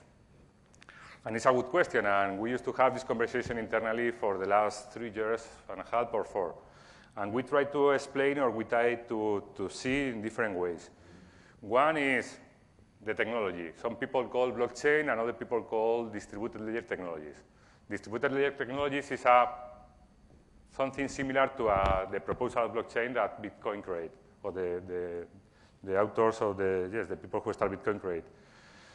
We used to try to use this in different ways. One is, as a technology, the blockchain technology could create to the financial industry and other industries a lot of efficiencies and to try to save a lot of costs. And I will try to put some examples. Imagine in financial industry, a lot of banks need to make the same process for know your customer. And as we are talking, I'm sure that tomorrow and today you talk about trust and identity. The know your customer and anti-money laundering is super important things. And all the financial institutions and other utilities are spending a lot of money to try to make the same process with the same individuals or companies several times.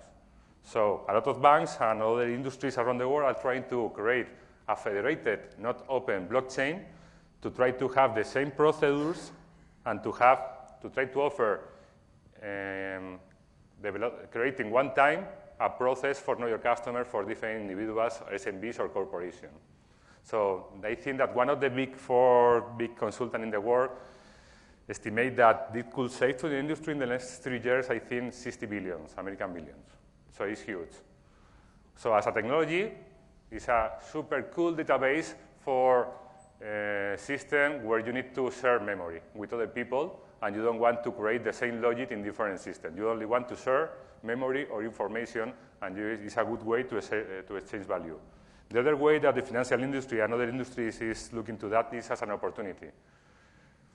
Some people used to say, okay, the people that used to disintermediate the legacy industries, Amazon, Uber, Airbnb, they disintermediate the hotel industries, the taxi industries. A lot of people are saying that the blockchain technology, the open one, have the potential to decentralize the people who disintermediate the industries in the last 10 years. And it's the example of Uber without Uber, Facebook without Facebook, Airbnb without Airbnb. Why we think is super important, and also I will try to put 2 or 3 examples. Now, how many of you know Uber? I think that all the people here know Uber, Cabify or Lyft. One of the problems is you are an Uber driver or you are an Uber user. If you want to move to another application, Cabify, you need to make the onboarding process one more time. You need to add your payment mechanisms. But more important, you lose your reputation. If you have 4-star or 5-star in these systems, the information that this system, new platform that disintermediate the old ones, are working as a silos. So if you move from one to another, you need to start from 0. And the identity is not your own identity. The identity and the reputation and your track record is in the system of these companies. So a lot of people, the libertarians, some of them, or underground communities, are working a lot in this kind of decentralized application. And decentralized application, I will show you this. This is a list of decentralized applications, the apps. Also, there are the concept of DIO, decentralized autonomous organization or corporation. In the last, you cannot see, but now there are 794. 2 years ago, I think that in this list was 10 or 20 applications.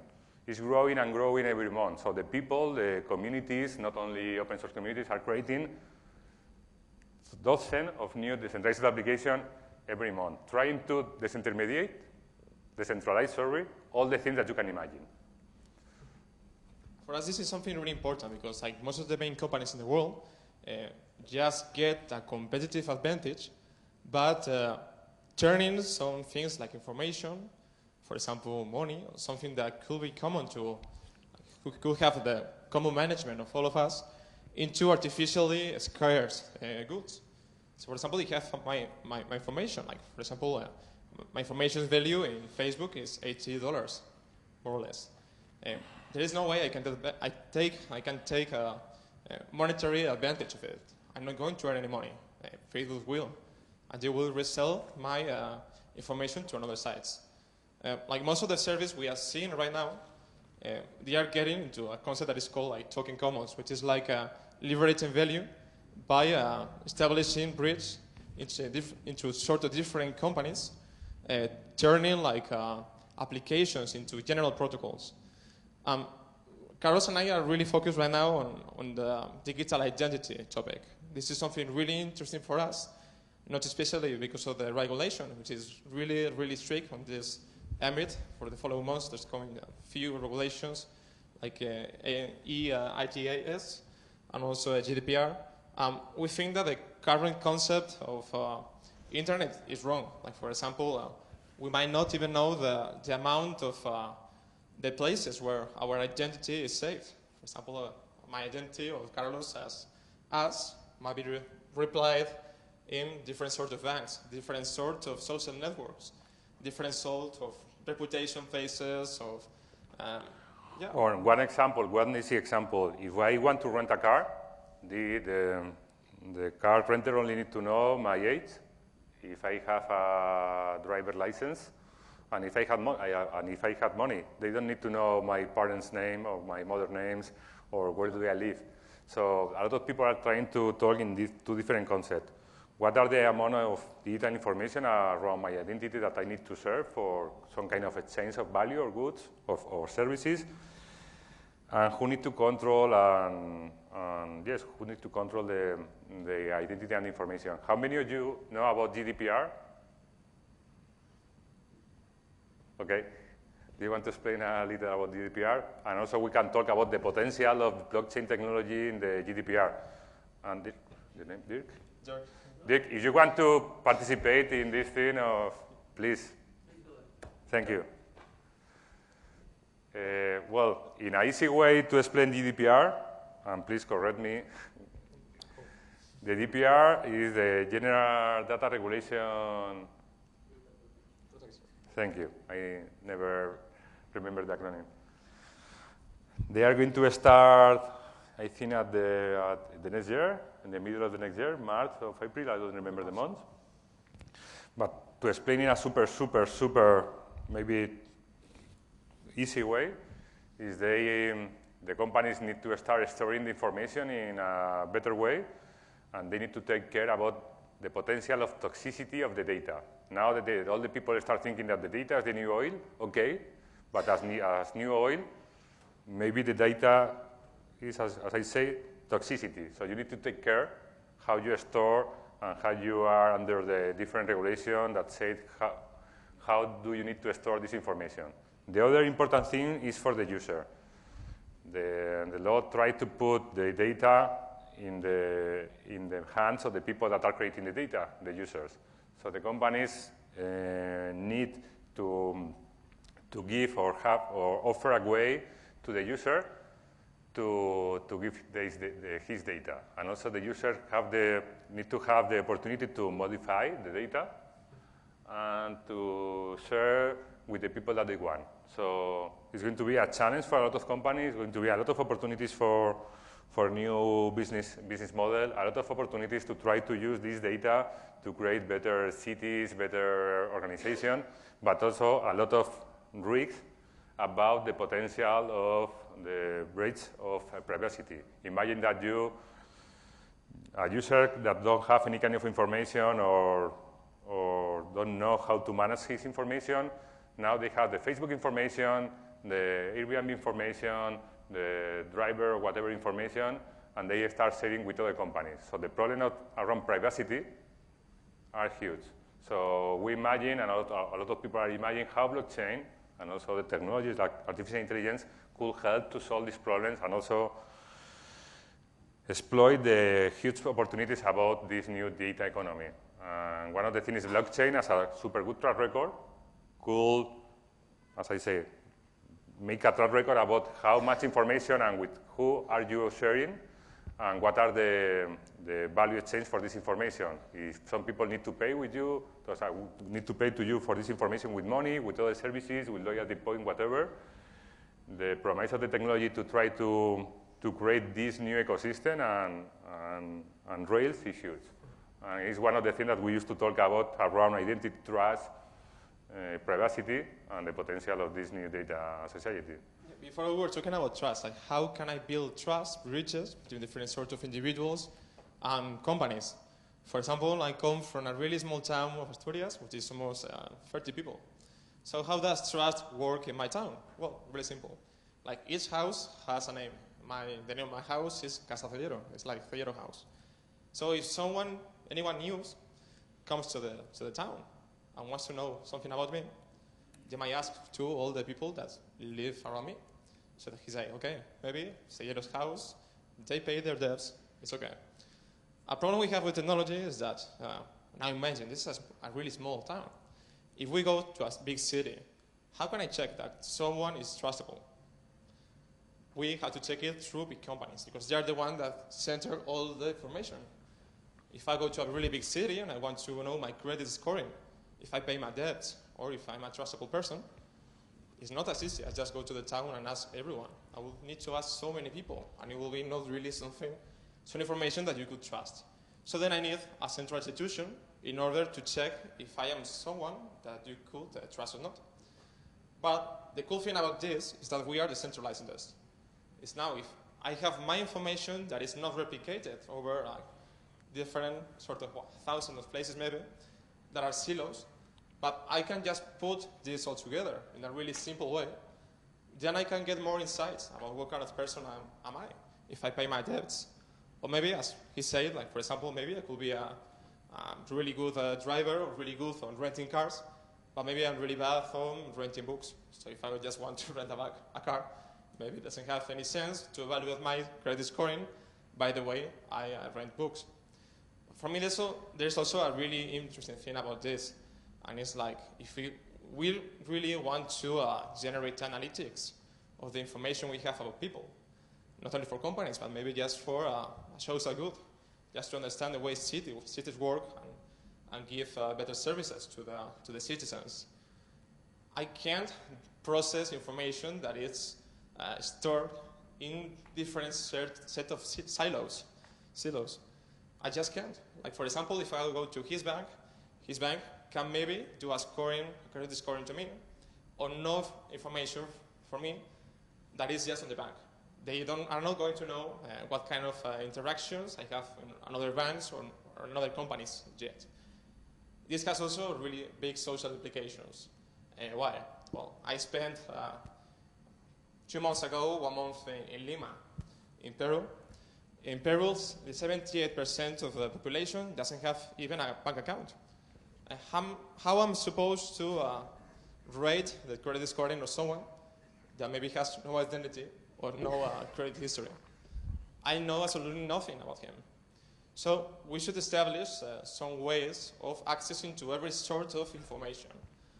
But also this doesn't really scale. Like if I put all sorts of information together into a centralized place, this comes into a really big risk. Like if someone access to this that is not myself, they can steal all my personal information. And this is currently a really big business, stealing information and doing phishing. Or put fake information about you. Absolutely. So the way we like to do this and the way we think is the only way that this escalates is that if the control of all this information is not anymore in hundreds of different silos, but on the center place, which is the person. I should be the one that has access to all the information in real time that can allow third parties to use analytics on my information if I want, or maybe deny the access. So for example, if I don't want Facebook to have my information anymore, they are just going to lose the access of reading my information. There's also another important thing. Currently, we are moving towards a really connected environment. So for example, what do you think, sample I like to give, is what do you think the iPhone 7 doesn't have a jack 3.5 millimeters audio thing anymore? Because something really simple. It makes you mandatory to use Bluetooth. As I told you before, I have a company around the topic of beacons. If I have Bluetooth and I have an environment with beacons, then I can track my activity. And I can generate information based on my IDs with a personal identity, which is the identity of my phone. This is not anything from the future. If you go right now to Google Maps and just type a well-known restaurant from here, you will be able to know the amount of people that is there right now. And they use beacons for this. So privacy is a really big concern in this because we are getting more and more connected. Our way we like to solve this issue is, okay, if I want to do an onboarding or to, for example, answer a question for a company, imagine that now I go into a disco. Like the guy, the guard tells me, okay, Danny, show me your ID. Okay, when I show him my ID, I'm showing my name, my personal number, who my parents are, where do I live. Should I just, give him all this information? Absolutely not. So the way we're trying to solve this is simplifying, making this way more simple. Just with maybe not even like, what is your age? But just maybe, okay, does this guy, is he able to go inside? Yes or no? Is this guy able to get this credit? Yes or no? Yeah. Excuse me, I would like to say something. First of all, thank you for coming here. And I'm glad that this is the first conference I assist and nobody starts explaining what the blockchain is. That means we are going bigger. No? So in the second place, I really like the idea to give the identity back to the people, you know, because I think people value it. My question is, what is your opinion about the device people should use in the future to manage their identity? Thinking that if we choose somehow to use a mobile phone, for example, we don't have to forget that out there are like 2 billion people, unbanked people that probably they don't have the necessary education to manage their identity in a safe mode, you know? Or here, you don't need to go to the countries in development. I know, I'm with you. I'm speaking maybe in a global situation and in a perfect situation. And I really think that blockchain is a solution that is looking for problems, you know? So maybe someone in the future will find a correct way to give the identity back to the people, and probably it will use the blockchain technology. So what do you think about the devices that people should use in the future to manage their identity?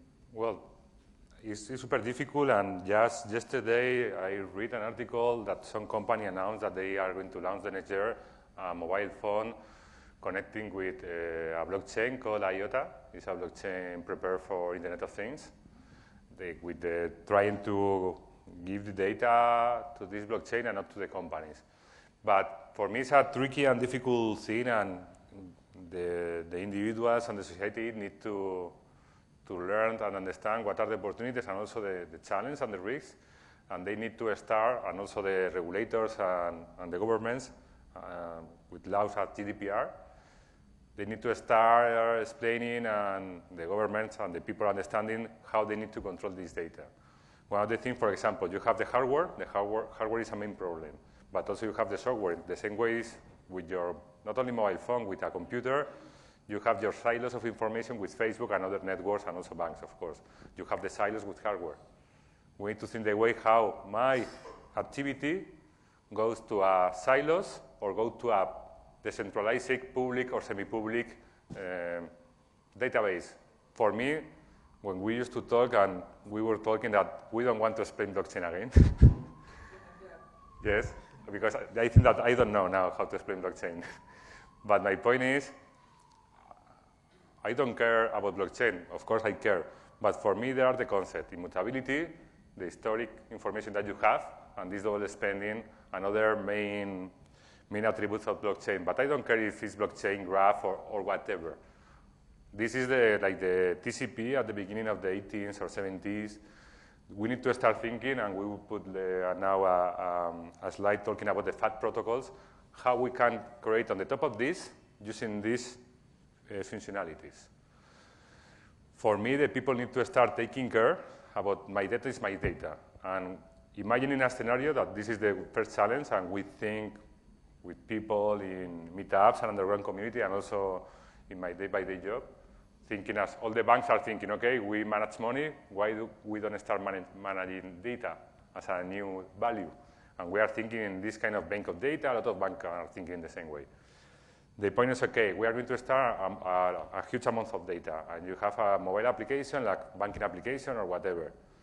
And a lot of people is going to start asking for your data, and they are going to start offering things. The people, I think also I will not have the opportunity to deal with more than 15, 30, 50 data requests every day, giving you a Starbucks point, free holidays, whatever, or points for travel. It's going to be super tricky. So someone needs to put some kind of regulation and also education about what data do you need, or is good to share with who, for what. And I think the first part is the data broker, the data manager. And for me, a lot of people say, okay, if you see blockchain also as a silo, it's a problem, it's a solution looking for problem. But if you see as a combination of other technologies, you have IoT. A lot of people are creating awesome things in industries now. You think artificial intelligence. When you think the combination, and of course cloud and mobile, when you see the combination of this, a lot of people are saying, okay, blockchain could make standards or offer a standard to IoT, because the IoT now is super fragmented. But artificial intelligence could offer usability to blockchain. So in my point of data, for me, in 10 years, how I imagine, or it's super difficult to imagine now in 10 days or in 5, is like some kind of artificial intelligence system will recommend to me or will act by his own or its own, trying to deal with my data. It's how I imagine, because for me, it's going to be impossible for a regular people or training people to deal with all the data requests that they are going to have in a day-by-day regular life. I don't know your opinion. This artificial intelligence should be controlled by no one. Yes, it's a scary thing. That's a really important concern, yeah. So at this point, please. Quick clarification question. When you say blockchain, do you actually mean blockchain and other distributed ledger technologies, or do you mean purely blockchain? Well, how I see, and I don't know your opinion, my vision of the next year is that we are going to live with private blockchain or federated blockchain and with public one. And the same way that we are now living with internet and intranets, the people forget that we are living with intranet. When you make a call or a request to a bank, your request is going through internet, a general network, and at the end goes to an intranet, a bank, and to a legacy system, get information and offer to the user. So they are mixing intranets and internet networks, more or less. Now my vision is we are going to have public blockchain with federated blockchain combining and working together. For me, I think it's more simple. For example, Richard Gendel from R3, he had like this big discussion saying, no, we don't use blockchains at R3. DLT technology. So, but now he came back with, he said, okay, we use blockchain. So most of the use cases we work with huge companies and institutions, we don't use blocks. So we don't pack information into blocks. We do it into a batch.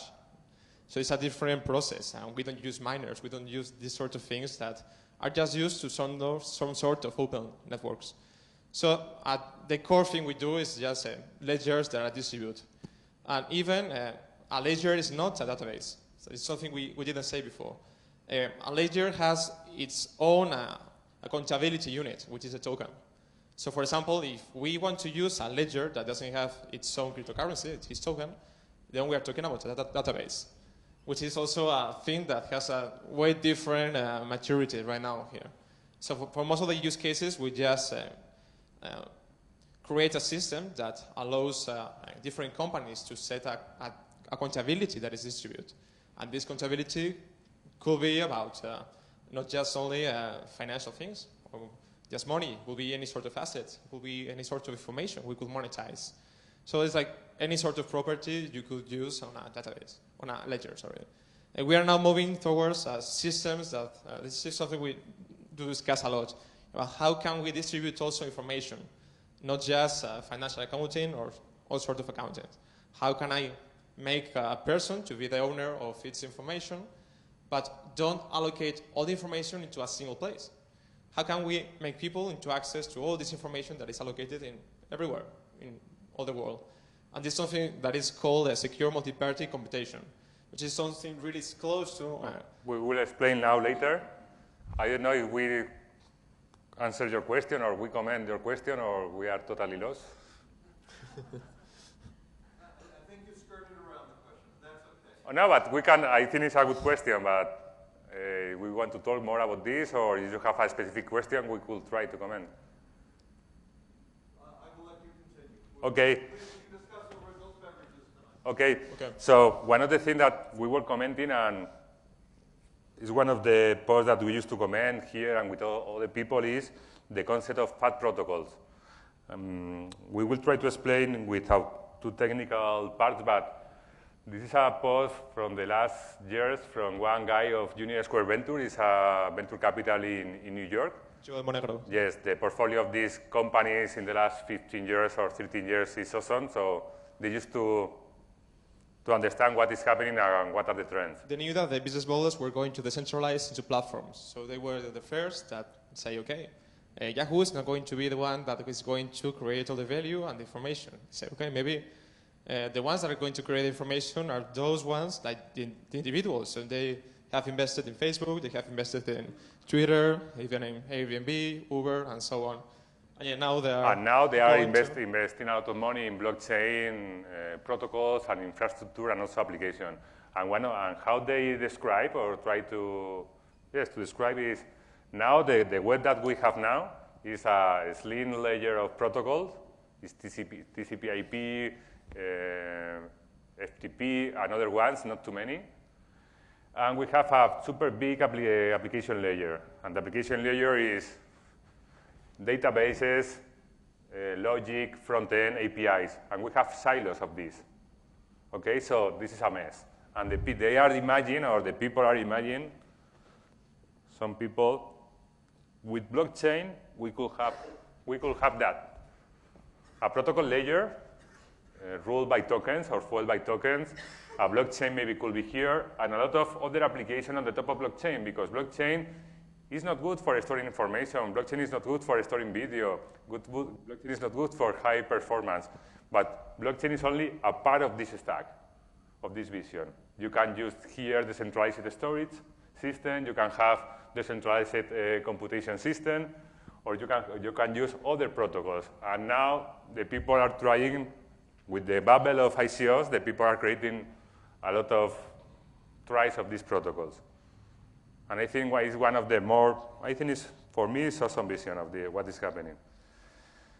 And talking about secure multi-party computation, there is a department in MIT that are working in this concept. The secure multi-party computation, as Danny was explaining, is now the problem, or one of the people I don't know what, I don't have here. The concept of these guys is, or this team, is why we are trying to move data around the world and trying to move the data to the algorithms. Why is if the algorithms could move to the data? In this case, you don't need to exchange the data and to be scared about your privacy. So they are proposing the Opal is open algorithms, secure multi-party computation, and Enigma is one of the ways that some people are trying this. The concept, the maths behind is super complex, but the concept is not difficult. They are trying to store information in a crypto way, and you can launch model to this information. And no one's never decrypt this information. You only will receive the output, and you can send money or value to make these queries to this database. This database could be centralized or could be distributed or decentralized around the world. And for me, it's one of the most promising technology to this new trust and data era. At the end of the day, it's like if I put really sensible information on a blank page, and then I break it into 1,000 pieces, and I give any one of you a piece of it. So just by it yourself, you won't be able to read this information or have anything valuable about it. But what we can do with this is like the final user or the one that have access to the information. That's where you, identification with your private key, you will be able to unlock the access and read information that is secure in thousands of places maybe. So this is something that, yeah, is the only way currently to really secure the information of people while making accessible. Well, at this moment, we can talk more and more about this thing, but we would love to know what are you more interested about blockchain technologies like Ethereum, another one, Hyperledger, R3, there are others. Blockchain ecosystem, what is happening around the world. Daniel used to travel a lot. I also used to travel a lot and meet with a lot of people and communities. Use cases around industries. I know a lot about financial use cases, and Daniel knows about a lot of other industries. What are your, or trust and identity, what are you more interested about? Or maybe you are not interested. Energy? Okay. In energy, we are doing sort of really, really different things. When we work with technology, we can use it to do the things we do currently better. So, for example, we want to do like work on energy markets. So, for example, the different accountancy problems we have from the ones that, for example, how do you measure the amount of electricity that is generated in a system? Then how do you measure the amount of energy you lose when you are transporting it? And then how do you properly measure the demand? Like currently, all the different layers also need like centralized pieces, also the same as banks do. And certainly they have many issues with this, especially accountancy issues. So basically we're building also in these sort of industries, currently it's more like messaging systems. Now one of the best use cases I've seen currently is a consortium called Ponton in Germany. They are like doing a consortium of almost all the European utility companies, and they are building an energy market. But it's also like a messaging thing. But also we can use it for accountancy. In my experience, I'm doing also different things, also with energy companies, because we are trying to change the user experience. I'll give you an example. Currently, my relationship with my energy company is the one that I have on their offices or at my house. The problem is, in Spain, for example, you have 3 houses. I have 3 different contracts with the energy company, not one. Why? I should have one because I'm the only one customer. And also, if, let's say, for example, now imagine I have a Tesla. I would love to. But, like, for example, the P100D. Now imagine that I'm going to have dinner at Carlos' place. And now I'm like out of energy. So I say, hey, Carlos, I want to charge my car at your place. He might say, hey, Danny, that's a lot of cost. Like charging this car is almost like 5 days of energy of a full house, approximately. Now, I've been doing something really interesting. It was a project of smart plugs. A smart plug is just a really simple identity layer on top of a plug. So I can interact with it. If I have a smart plug which has an identity, my car has its own identity, which is the chassis, how do you spell? What? Chassis? Chassis, I don't know how to say it. The number of the car. Yeah, the number of the car, which when it comes from the factory. And then I have the identity of the individual. He has the account of on the electric company. Then it starts something really interesting. And it's that I can just go to Carlos' place, I can charge my car, and the bill will come to me, not just to him. Well, there are other alternatives, and we are working in our lab in some of them. But let me finish for a Sorry. The thing that really interests me here is that now, before I had the relationship with the electric company, that was just on the office or in my place. But now, it goes with me. So, for example, if I go now to his place, then the company that's going to be behind me is this company. If I want to go to wait to my bus, and on the bus station there is a plug, but I have to create a Starbucks account in order to use the plug, then I'm creating a business model over an electrical company. And this is like electricity is just not the final good we are making money into, it's just the currency. Yes. As one of the examples to try to add more use cases, we are working with other companies thinking, okay, what are the identity of the things? In the example of the car, you are the owner of the car, but maybe the car is a sharing car or a car to go that you use and you pick and you rent and you want to charge. Maybe the car needs to have a wallet. So the cards could pay or could get the money. So we are talking a lot about what are the financial needs of different things, what are the relation with energy, because energy is super important for a lot of things, for all the world. The other thing is, okay, you have the Bolton consortium, what do you call Bolton. They are trying to work also to try to have this messaging system between different electricity companies. But also a lot of people in Germany and other countries are trying to create the decentralized energy concept. They want to create not only centralized, big, super fabric of energy, they are trying to create a small system where you can create, or not, you cannot create energy, I know, where you can get energy, sorry. And with this, you can start sharing the energy with other people of the network. And one more time, for this, the concept or the functionality that blockchain offer really work really well. And the electron is super similar to a token. But this is another thing. The main disruption will come when we will be able to transfer and transact with energy peer-to-peer. But we need microgrids for that. I've been also working on a project on this. But the thing is, if we do this on a really small amount of people, then if I want an energy market, every sort of market, in order to work, it needs liquidity. So how do I get liquidity between 20 people? I'm not going to get it.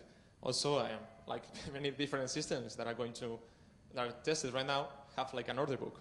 So if I just want to buy energy from a neighbor, I'm not going to use an order book. Maybe I just ring him or I call him. It will be much easier.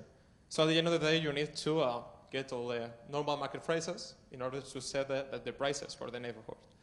But the coolest thing will be doing that, just exchanging peer-to-peer energy. And yeah, current transport methods of sending energy to one place to another are just completely inefficient because you lose the energy. So that's something we're going to see. But the current cost of changing all the infrastructure is crazy. But it has more sense to do this on Africa, for example, many different places where you don't have no electricity at all. So it has sense to test and to create new systems from scratch.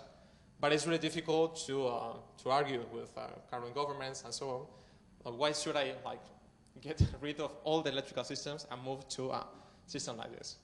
This is not going to happen in a while, we think. Let's see.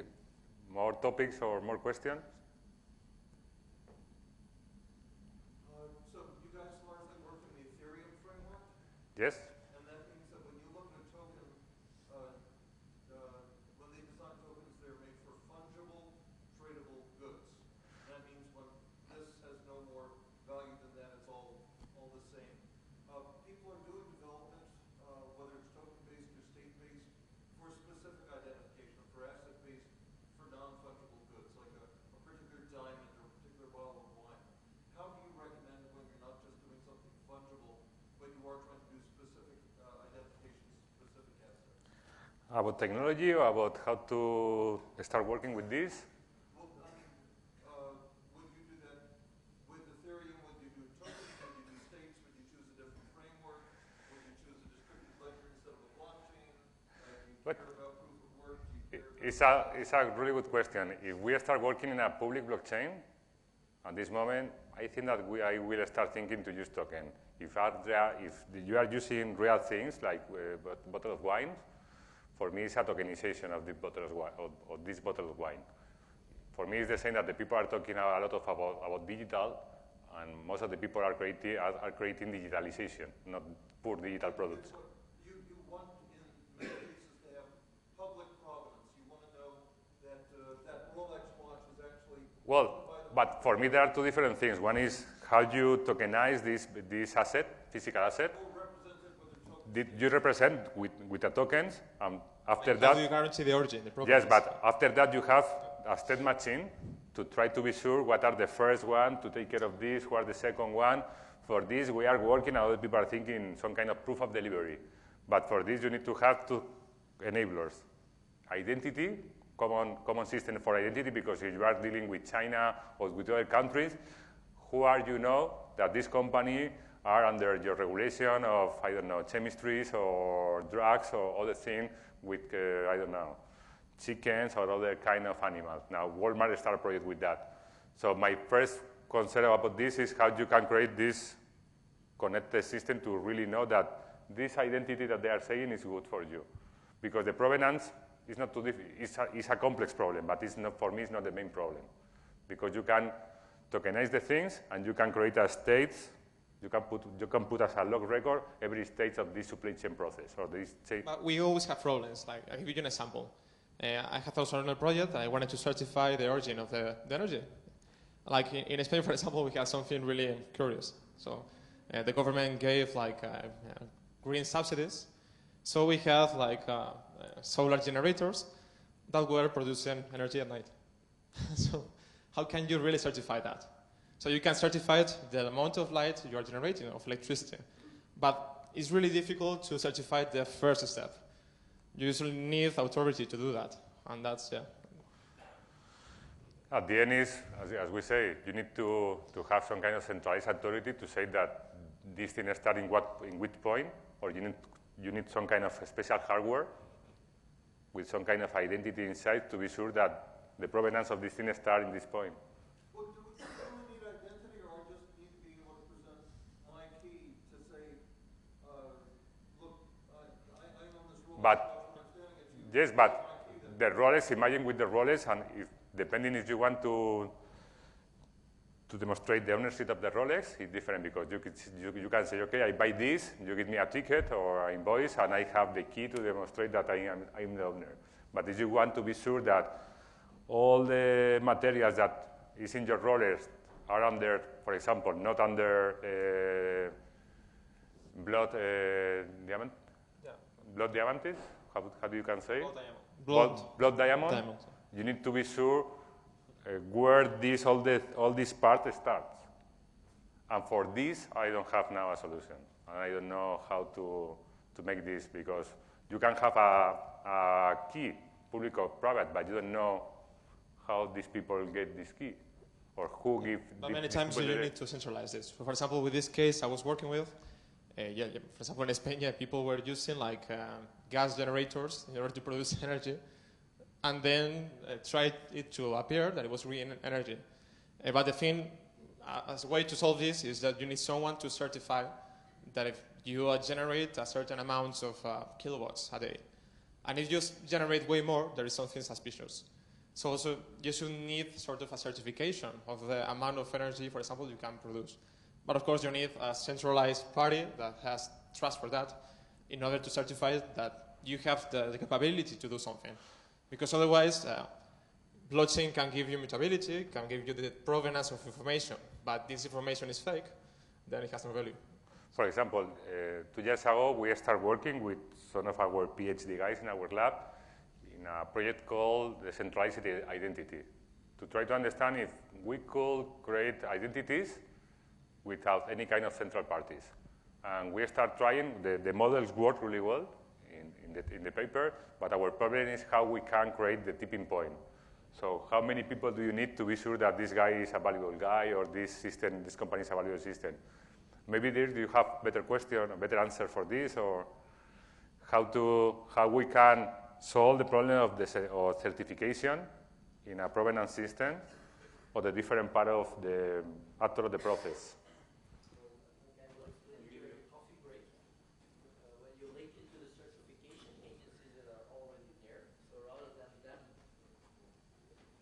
Rather than the certification agencies being afraid to be disrupted, just integrate them in the process and they still have their reason of existing. You will always need these touch points, like a counter in a bank where the banker meets the client, or like a certification agency that certifies that you are you and issues you an EID card, for instance. So integrate them into the blockchain as well, rather than trying to disrupt what they're actually doing. And for me, these are the touch points where you make the link between the physical world and the blockchain world, the tokens.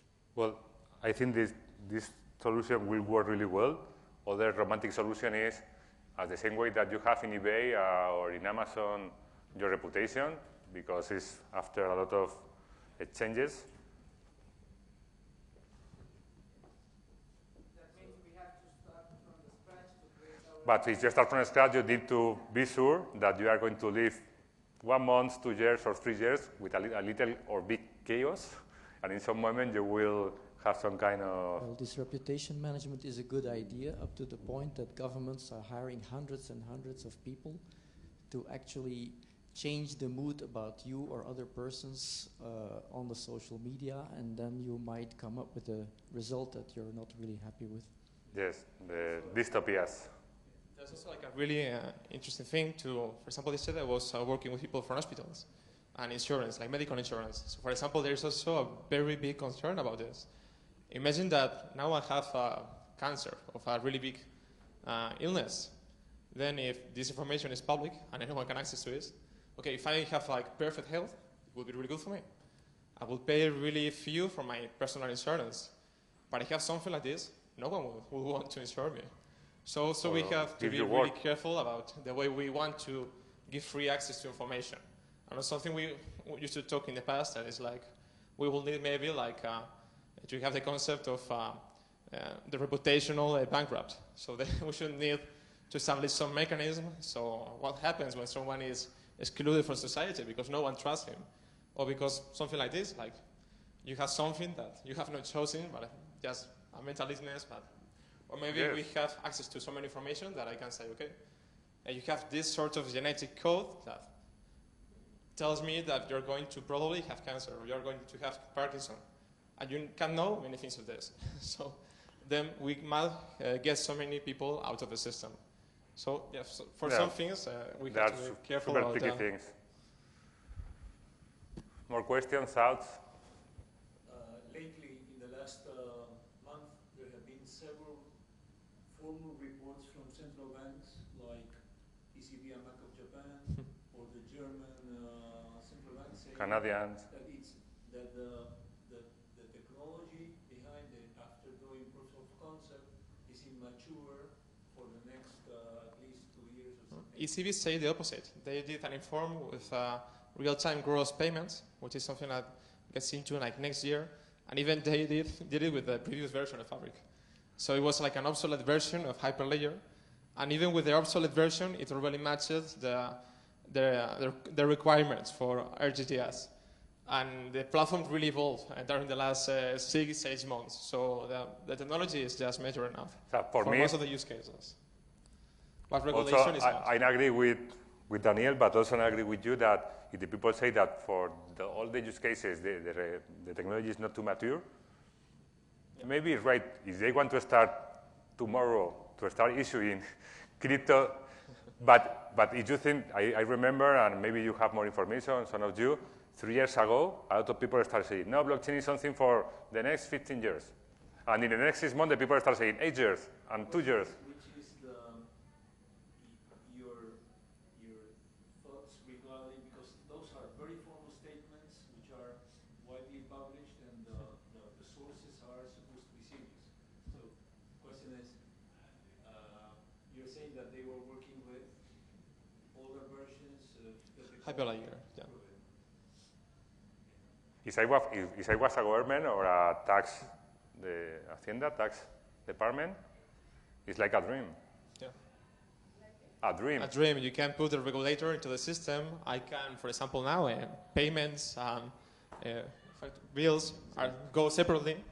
I could make both things to go together, and just when I pay a receipt, it could go to pay taxes directly. Just to say that there is enormous amounts being published, which is just rubbish. And if you really know what it is about, the truth, that you will probably not read in what is publicly available magazines and so on. And if serious organizations make reports, my feeling is, it's just my personal feeling, that they're often very political to say in polite words that it's not black, not white, but that it's still coming. So that's my very personal opinion about it. Super interesting opinion. But really, if you know a little bit the topic and you read what is being written about it on LinkedIn, on social media, on whatever, you start to give Donald Trump some credit because it's all fake news.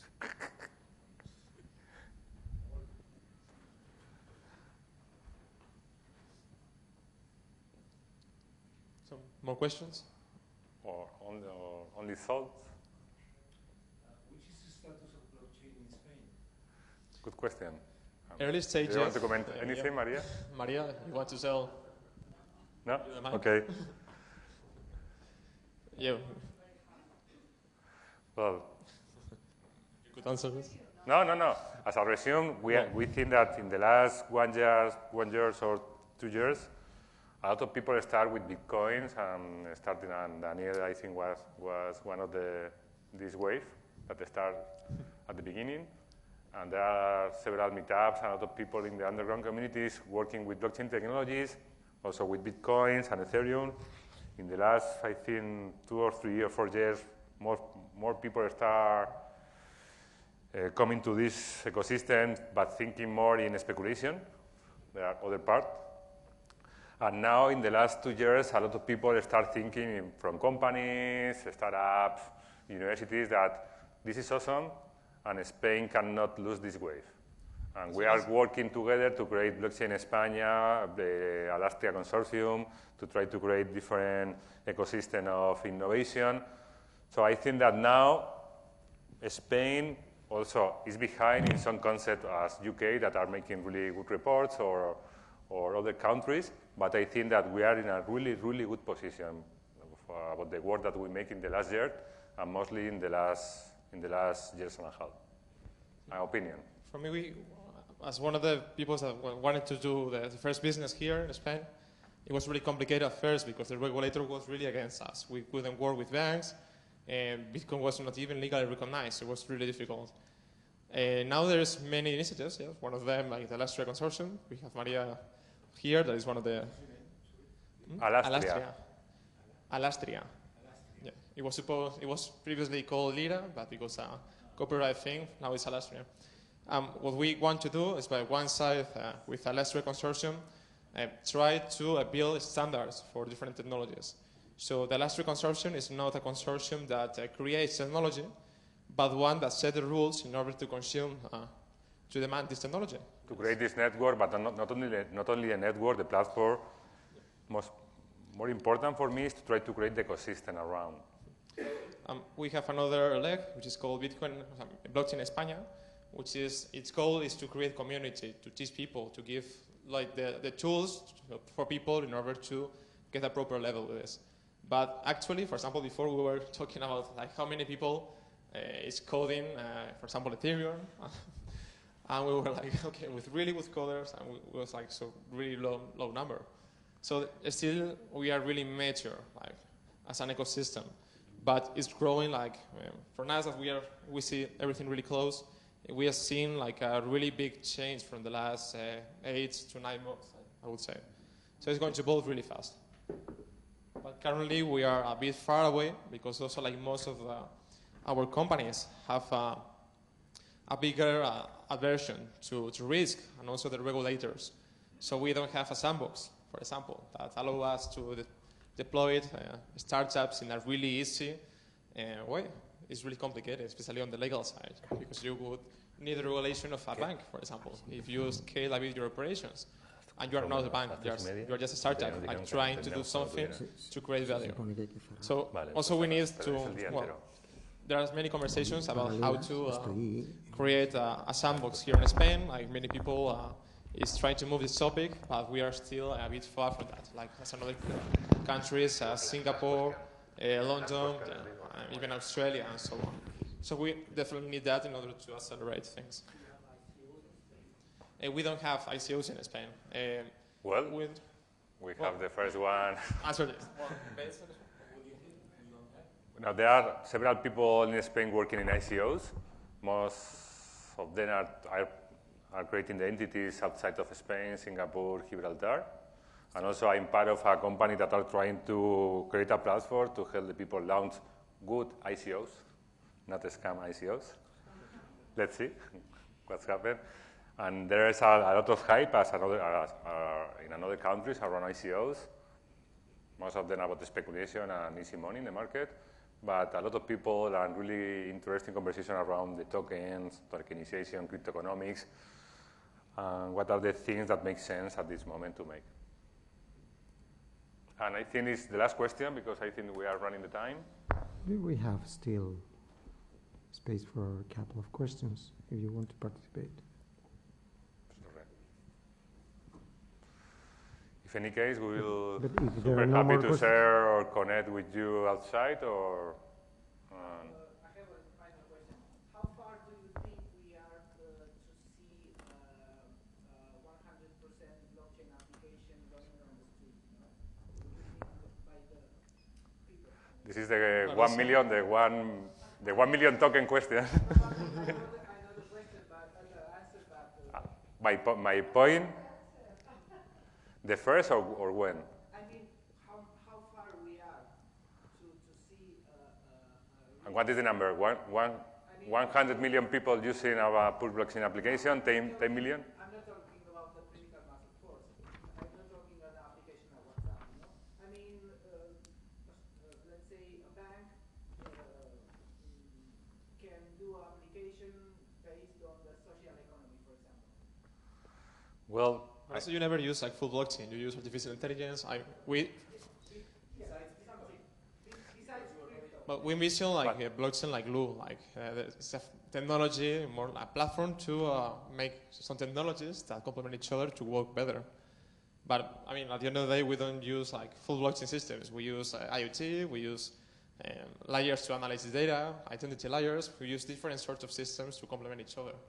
So, for example, it has more sense to many different systems to use blockchain as the base communication layer because it's way better for gaining trust between different parties. For me, if you say it at the technology, for consortiums or federation of companies or under companies, now I used to say the people, the business guys, now they used to say, I want to make this with blockchain. I say, why?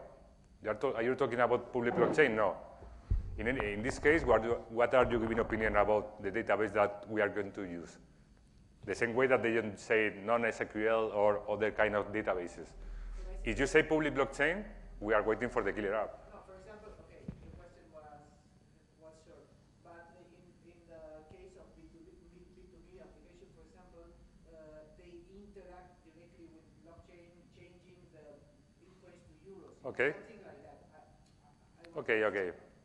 No, you don't really do that. You do that, plus using the Halcas network, which is not based on blockchain, and you use that. Between the final client and the blockchain, because without the blockchain, this is not possible. Fully doing, like JP Morgan has some of his internal system, even working on. Yeah. Yes, another company.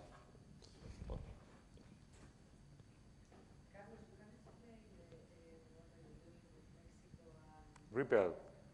Well, we put money with Ripple in between different countries in real time. I know. But this is not mass. Okay, I work for Accenture. I know almost everything. Yes, almost everything. Accenture is Illuminati. No, please, there. Well, just as an example, which is very close to real life, not to say real life, you have a bank with multinational operations, all different countries, and you have corporations that are client of that bank.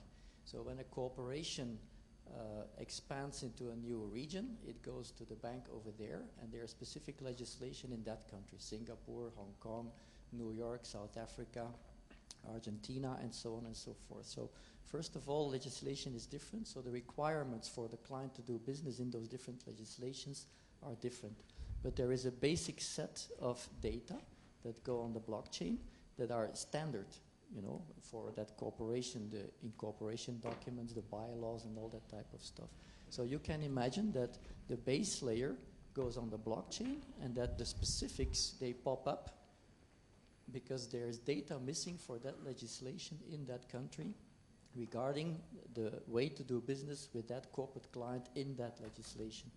And this is something where blockchain is super extremely practical because you do not have to do within the bank, if you're a global bank, 50 times the same work. So you take out 49 times the work from what clerks should be doing in the bank immediately. So that's a rather close to real life application, but it applies to very big organizations with those very specific problems of working in different legislations, and blockchain, or more specifically DLT in that case, is a well-fit solution for that. And that's really fun, you know. This is exciting stuff. Is this operational or it's a proof of concept? Very close.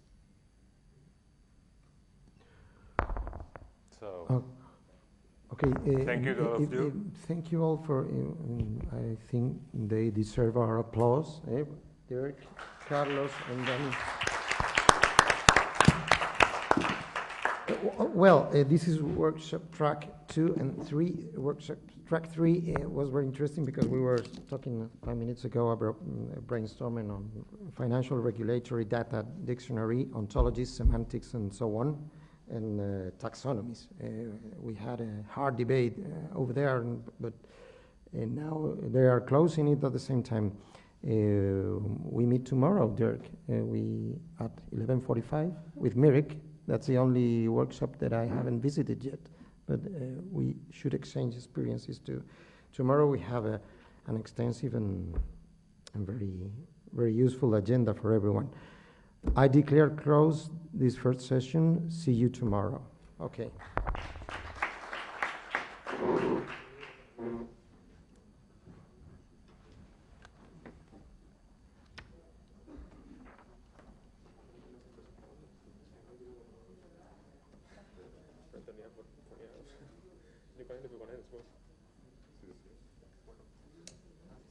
Vosotros.